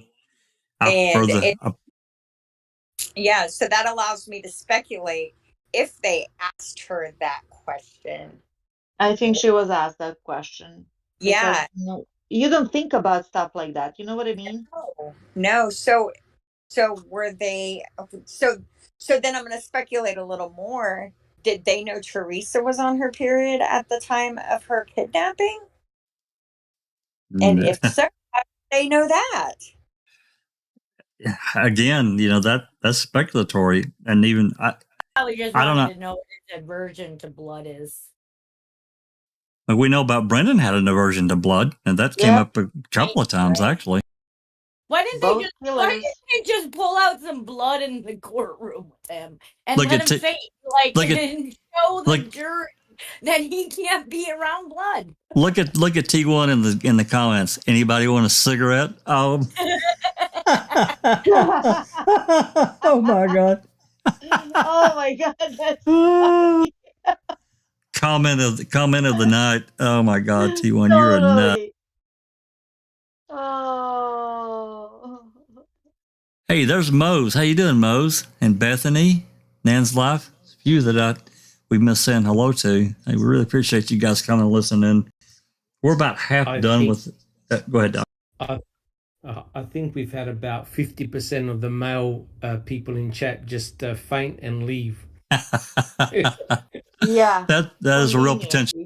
I've watched the number go up. That's interesting. Yes. But nonetheless, even from just what we've seen so far, and there's much more, it goes further, more stuff that conversations that were not recorded. It's interesting that some were, some weren't. And I still think, I guess because so many of the conversations between the DCI and these various other people, some were recorded and then some were not. And I don't really understand what the process is for them, why they wouldn't record basically all of them. We have recordings, again, the Brian Dassey and Earl Avery at the Aurora Medical Center. There's parts of both of those that were redacted. I was told that by the DCI, and a huge amount for Earl. It's completely redacted. That's concerning, but nonetheless, this goes into how much time they spent with Jodi, how much effort, and she did not testify at Stephen's trial. So anyway, I still think that. Do you think they would have had her testify? Had Brendan testified? You mean did they get her angry enough to switch on him at all with all the calls they were? It just didn't say, and I'll probably will end up playing the September. It's the second interview in September. We probably will listen to it again for next time. She completely rebuffed every advance that Wiegert and Fassbender put towards her. So I don't know. I don't know if they would have had her do it or not. I think it would have been a mistake. I don't think she was quite to that point that she just didn't want anything to do with it. She tells them, I wasn't there. I don't know anything. I don't want nothing to do with it. There's more documents in here too that are interesting that I yanked out, but we're 3.5 hours in right at it, and I know people have to work tomorrow, and it's really late for the Europeans, so getting late for the Americans as well. Well, not my West Coast homies, not too late there, but still, the question must be asked, Jack 61. Why was law enforcement so persistent with Jodi? Yeah. What was their motivation? How come they kept on asking all her jail buddies, all her friends, her associates, and how come they kept on egging Jodi on by even playing phone calls between Stephen and Debbie, right? What was their motive? Why were they trying to roll up Jodi? Is it because they were trying to uncover maybe a plan by Stephen, that Stephen disclosed something to Jodi that he had murderous intentions? Because remember, Jodi made that remark, all bitches owe me, right? Which That's right. Allegedly Stephen said. Allegedly. Isn't that interesting? Yeah, isn't that interesting? So they're trying to get a motive for Stephen to have committed this crime. Or some kind of attraction towards Teresa that he may have mentioned in passing to Jodi. I don't know. It's almost like a desperation move for them to me. It is. if you look, if he had a thing for Teresa, why would he tell Jodi, who is That- like one of the most jealous women alive? Right. Here's the thing. These guys know he didn't do this crime. They know that. They know that. They know that. So they're doing this simply to feel I know they know that, but I'll say in my opinion, because this is a group discussion, they know he didn't kill her. They know they're setting him up. I think they're simply filling the binder, milking the clock, and selling the lie. I truly believe that's their purpose, and to get Jodi and Stephen to not be united, because Stephen, Yeah, divide and conquer. that's right, and that's just basic. If you think about it, though, that's exactly what they were doing, because in 85, he had 20 something witnesses or whatever it was saying, hey, he was here. And what they seem to be doing with all the witnesses in Stephen's corner, whether it be somebody who was in jail or living next door, is getting them to change their narrative to point the finger at Stephen, because That's they right. had to do it differently this time. They had to, all of the people who are pointing at him are like, Bobby, they got Brendan to point at him, although he wasn't used in the long run in the trial aspect of Stephen's case. They wanted Jodi to flip a finger and be like, he's a mean, dirty, horrible man. And that's what I think they were doing. They had to rethink how they frame someone, because it would be easier to kill him than it is to frame him. And how do they know that? Well, because they framed him in the 80s and he got out. Well, they definitely were isolating him for sure. There's no doubt. That's another aspect that we really haven't talked about too much tonight, and that's the introduction of Debbie into the mix, right? Because from what Barb said last Sunday in chat, in the live chat, was that she started writing him in jail, and then she started calling him and visiting him in early 06. Because we got that call, it's January 1st, 2006, from Debbie. Or not, there's not a call, a jail visit. She went up there. So, and then after a period of time, she just disappeared completely, gone, which is. Yep. Debbie disappeared? Yeah. You mean they put this chicken to the mix to Well, cause all these calls and all this, weird flirting and shit to use against him with Jodi? That's speculation, but there could be some teeth in that. Doc? Well, I mean, if we have a look at what we've listened to so far, in my opinion, this is all about the vilification of Stephen Avery. That's right. This is all part of destroying him. And I agree with what Matt said in the chat. It's all about isolating him. And the reason why Stephen had to have this special treatment was because, his case was taken up by the Innocence Project, who invested a lot of time and money into Stephen. And Stephen got ultimately exonerated. So that's an embarrassment for the state. It's an embarrassment for the MTSO. Stephen also initiated a civil suit, which potentially could have destroyed the lives and careers of people like Kaseric and also Vogel and other officers in the MTSO. So overall, this would have been an embarrassment. So hence, they had, as Ken Kratz used to say, Stephen Avery was the hero, the poster boy.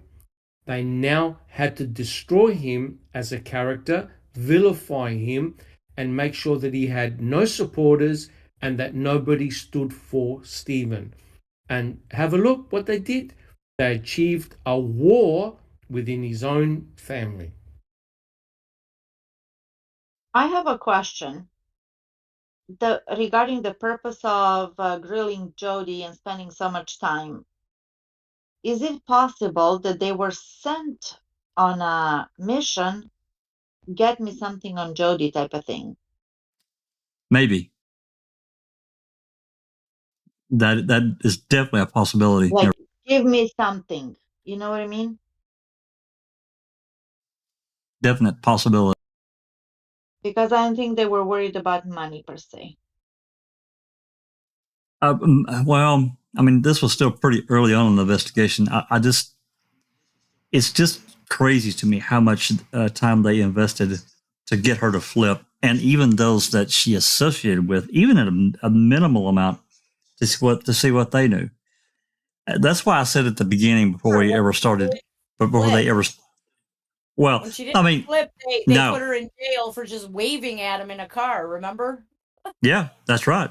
Well, the others, a jail call about that. Trying to isolate him. That's what it was about. Well, that's definitely what they were about, trying to take her away.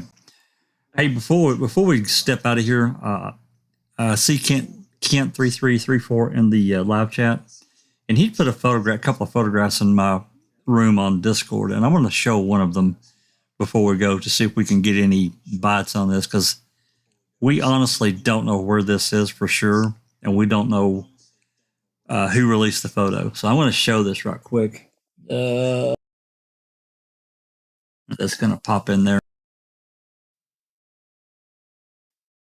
This photograph, now I'm switching subjects right quick, but I'm just putting this out for anyone that may know anything about this photograph. We suspect that it's at the zippers, but we don't know that. There's clearly a burn barrel there. There's two guys. One's hunched over. It's hard to see. Let me blow this up a little bit. You can see the one guy standing there. There's another guy hunched over. You can see another guy over here. Then there's a van back there. There's boxes and bags of something that they've collected here, wherever the hell this is at. It's tinted. It's got police tape up. And this van back here, we don't know where it's from either. Christina tends to think that it's from the maybe the more where medical. Medical, the ME's office. But we don't know, and we don't know where this location is either. And counting the guy taking the picture, there's at least 4 people present, right? That's right.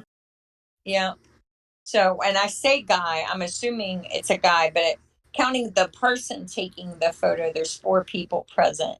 Right. And no report. They're collecting items, and it almost looks. Go ahead. Is that house supposed to be like the same house that they're behind on that, like the one below it? I don't know. And somebody else pointed out this window being boarded up over here. You can see it's got wood on it. So this house, it's almost like this house has been abandoned or something. I don't know. I'm wondering if this couldn't be a property on Xander Road. It doesn't look like Zipper's house. That house doesn't look like Zipper. No, it doesn't. So that I don't think. Or even potentially the side of the garage. Remember, there's a second garage that was back there. Susan pointed out at the bottom of this house is a basement, and that's kind of unusual for a garage to have. And then plus, if you look, that black square almost looks like that siding missing. Like, you see the window, and then I see it. Yeah, I don't know what that is. Do we know if this has to do with this case, or did photos get mixed up in something? Don't know. No. There was that Rudy case where she wasn't burned in a barrel, but she was burned in a pit partially, wasn't she? Christine Rudy? Yeah, or they thought she was, because they thought they found a fetus there. Yeah. Her remains were in a burn pit, but the burn pit was actually frozen. They had to bring a heater blaster to thaw the ground, and then they had to excavate. That doesn't look like somebody actually mentioned that could be the deer camp. Is that a possibility? Look at this picture has snow on the bottom, and this one doesn't on the top. So there are 2 different times too. I would assume. Oh yeah, that other photograph. Yeah. the picture on the bottom that Kent posted, that is a stock internet photo of the Zipperer's house. Like if you put in the Zipperer's residence on the internet, the address for them, that's the address or that's one of the photos saying that's the Zipperer house. That's not a case photo. This photo, but I'm glad someone mentioned snow because that's a really good point. If this is Wisconsin, this is clearly not during the snowing season. No, it's fall weather, it looks like, but it's not snowed yet. Well, anyway, if anybody has any information on this, we would certainly appreciate trying to, put something to it or bury it, one of the two, and say, okay, it's not related. So anyway. Also, before we're done, it almost looks like in front of the burn barrel, there's a mound of dirt.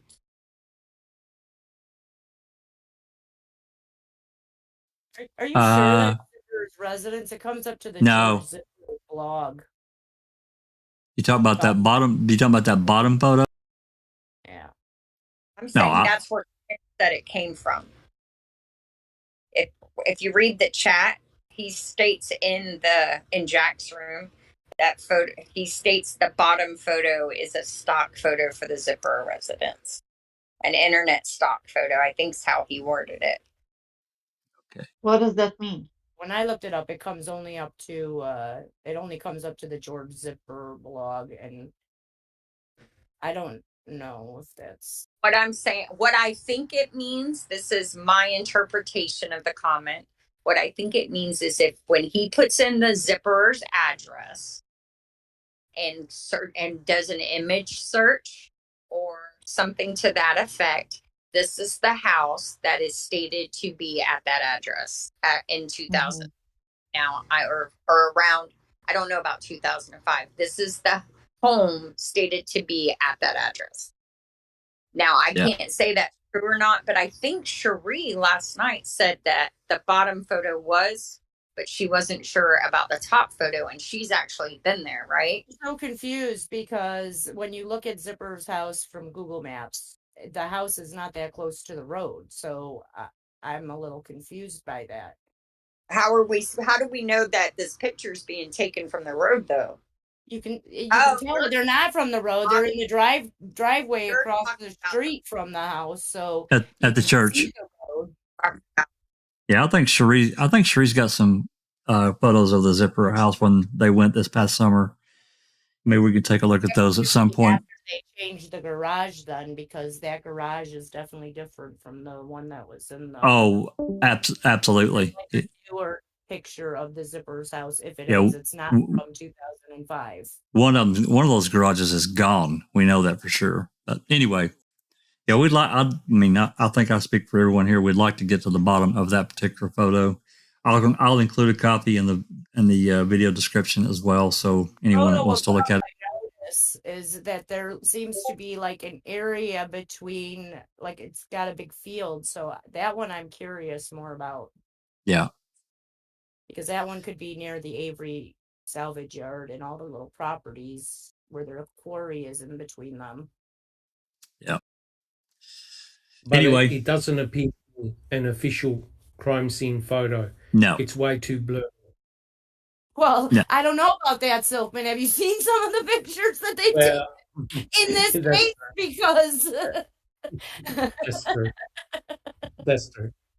It seems like they want them to be blurry, so you don't know what the fuck's going on. Correct, but they look like paper bags, and paper bags are used for the collection of forensic evidence. Correct, and there's at least a couple of boxes there too, so also used for collection, as whatever. But yeah, I mean, if it's not related to the Avery case, I mean, we'd like to all find out exactly where this belongs. If it's not part of it, then we can just move it off to wherever. If it is, then I would certainly like to know that as well and find out where the hell it came from, because it's not part of any photos that I've ever seen before. Now I have seen this photo before that I showed. It's been months and months. I don't even remember where I saw that, but I do remember seeing it. I remember having a conversation about it but it kind of went away and no more to it. So it's come up again. Anyone, let us know in the comments below, after the video is finished doing this thing. It'll certainly be appreciated. But we've been talking now for, we're 3 hours and 45 minutes. So we're not a record, but we've certainly been here a while. So let's get everybody out of here and send them on their way. Hopefully have a good work week. We'll try to get back together. I think I'll plan on Tuesday around the same time. It'll be earlier morning for you, Doc, on Wednesday. So hopefully you can come back. And we're at document number 8, and we've got 10, 12. We've got about 12 or 13, 14, I think 14 more documents to go. Most of them are short. There's a few of them that are 4 or 5 pages, not too long. So hopefully we can get through the rest. And I'm going to play that interview between Jodi Fassbender, Wiegert, and Jodi's lawyer is present as well. And this is the one where Kratz had said that Jodi wouldn't be prosecuted for anything. She said he basically gave her immunity. Well, why the hell would he do that? What are they looking for? Anyway, I'm not going to get off on that. With that said, really want to thank everyone for hanging around and being a part of the conversation and, future conversations as well. As Doc says, leave your DNA. We promise that Sherry Culhane will not be a part of collecting your DNA. Give us a subscribe. Before we go, Jack 61, yeah. I think Beth has got a request. I can just say that the detectives at this stage had fuck all on Stephen Avery. Absolutely. From Jodi. Absolutely. And they didn't have shit. Again, it's almost like a desperation move at this point, and it's still really early. We're only at the end of November, and they had nothing that they needed. Well, they had something, but I think that it was really weak. And so they were searching to try to find something more to really solidify the case. And she wasn't doing it. She wouldn't have no part of it. So with that said, let's get everyone home, have a beer, have some dinner like I'm going to do. Breakfast for you, Doc. Cup of coffee. And we'll get back together again. I'll get it scheduled so everybody can see it at the time of the location. And I want to thank Neverly for helping to read.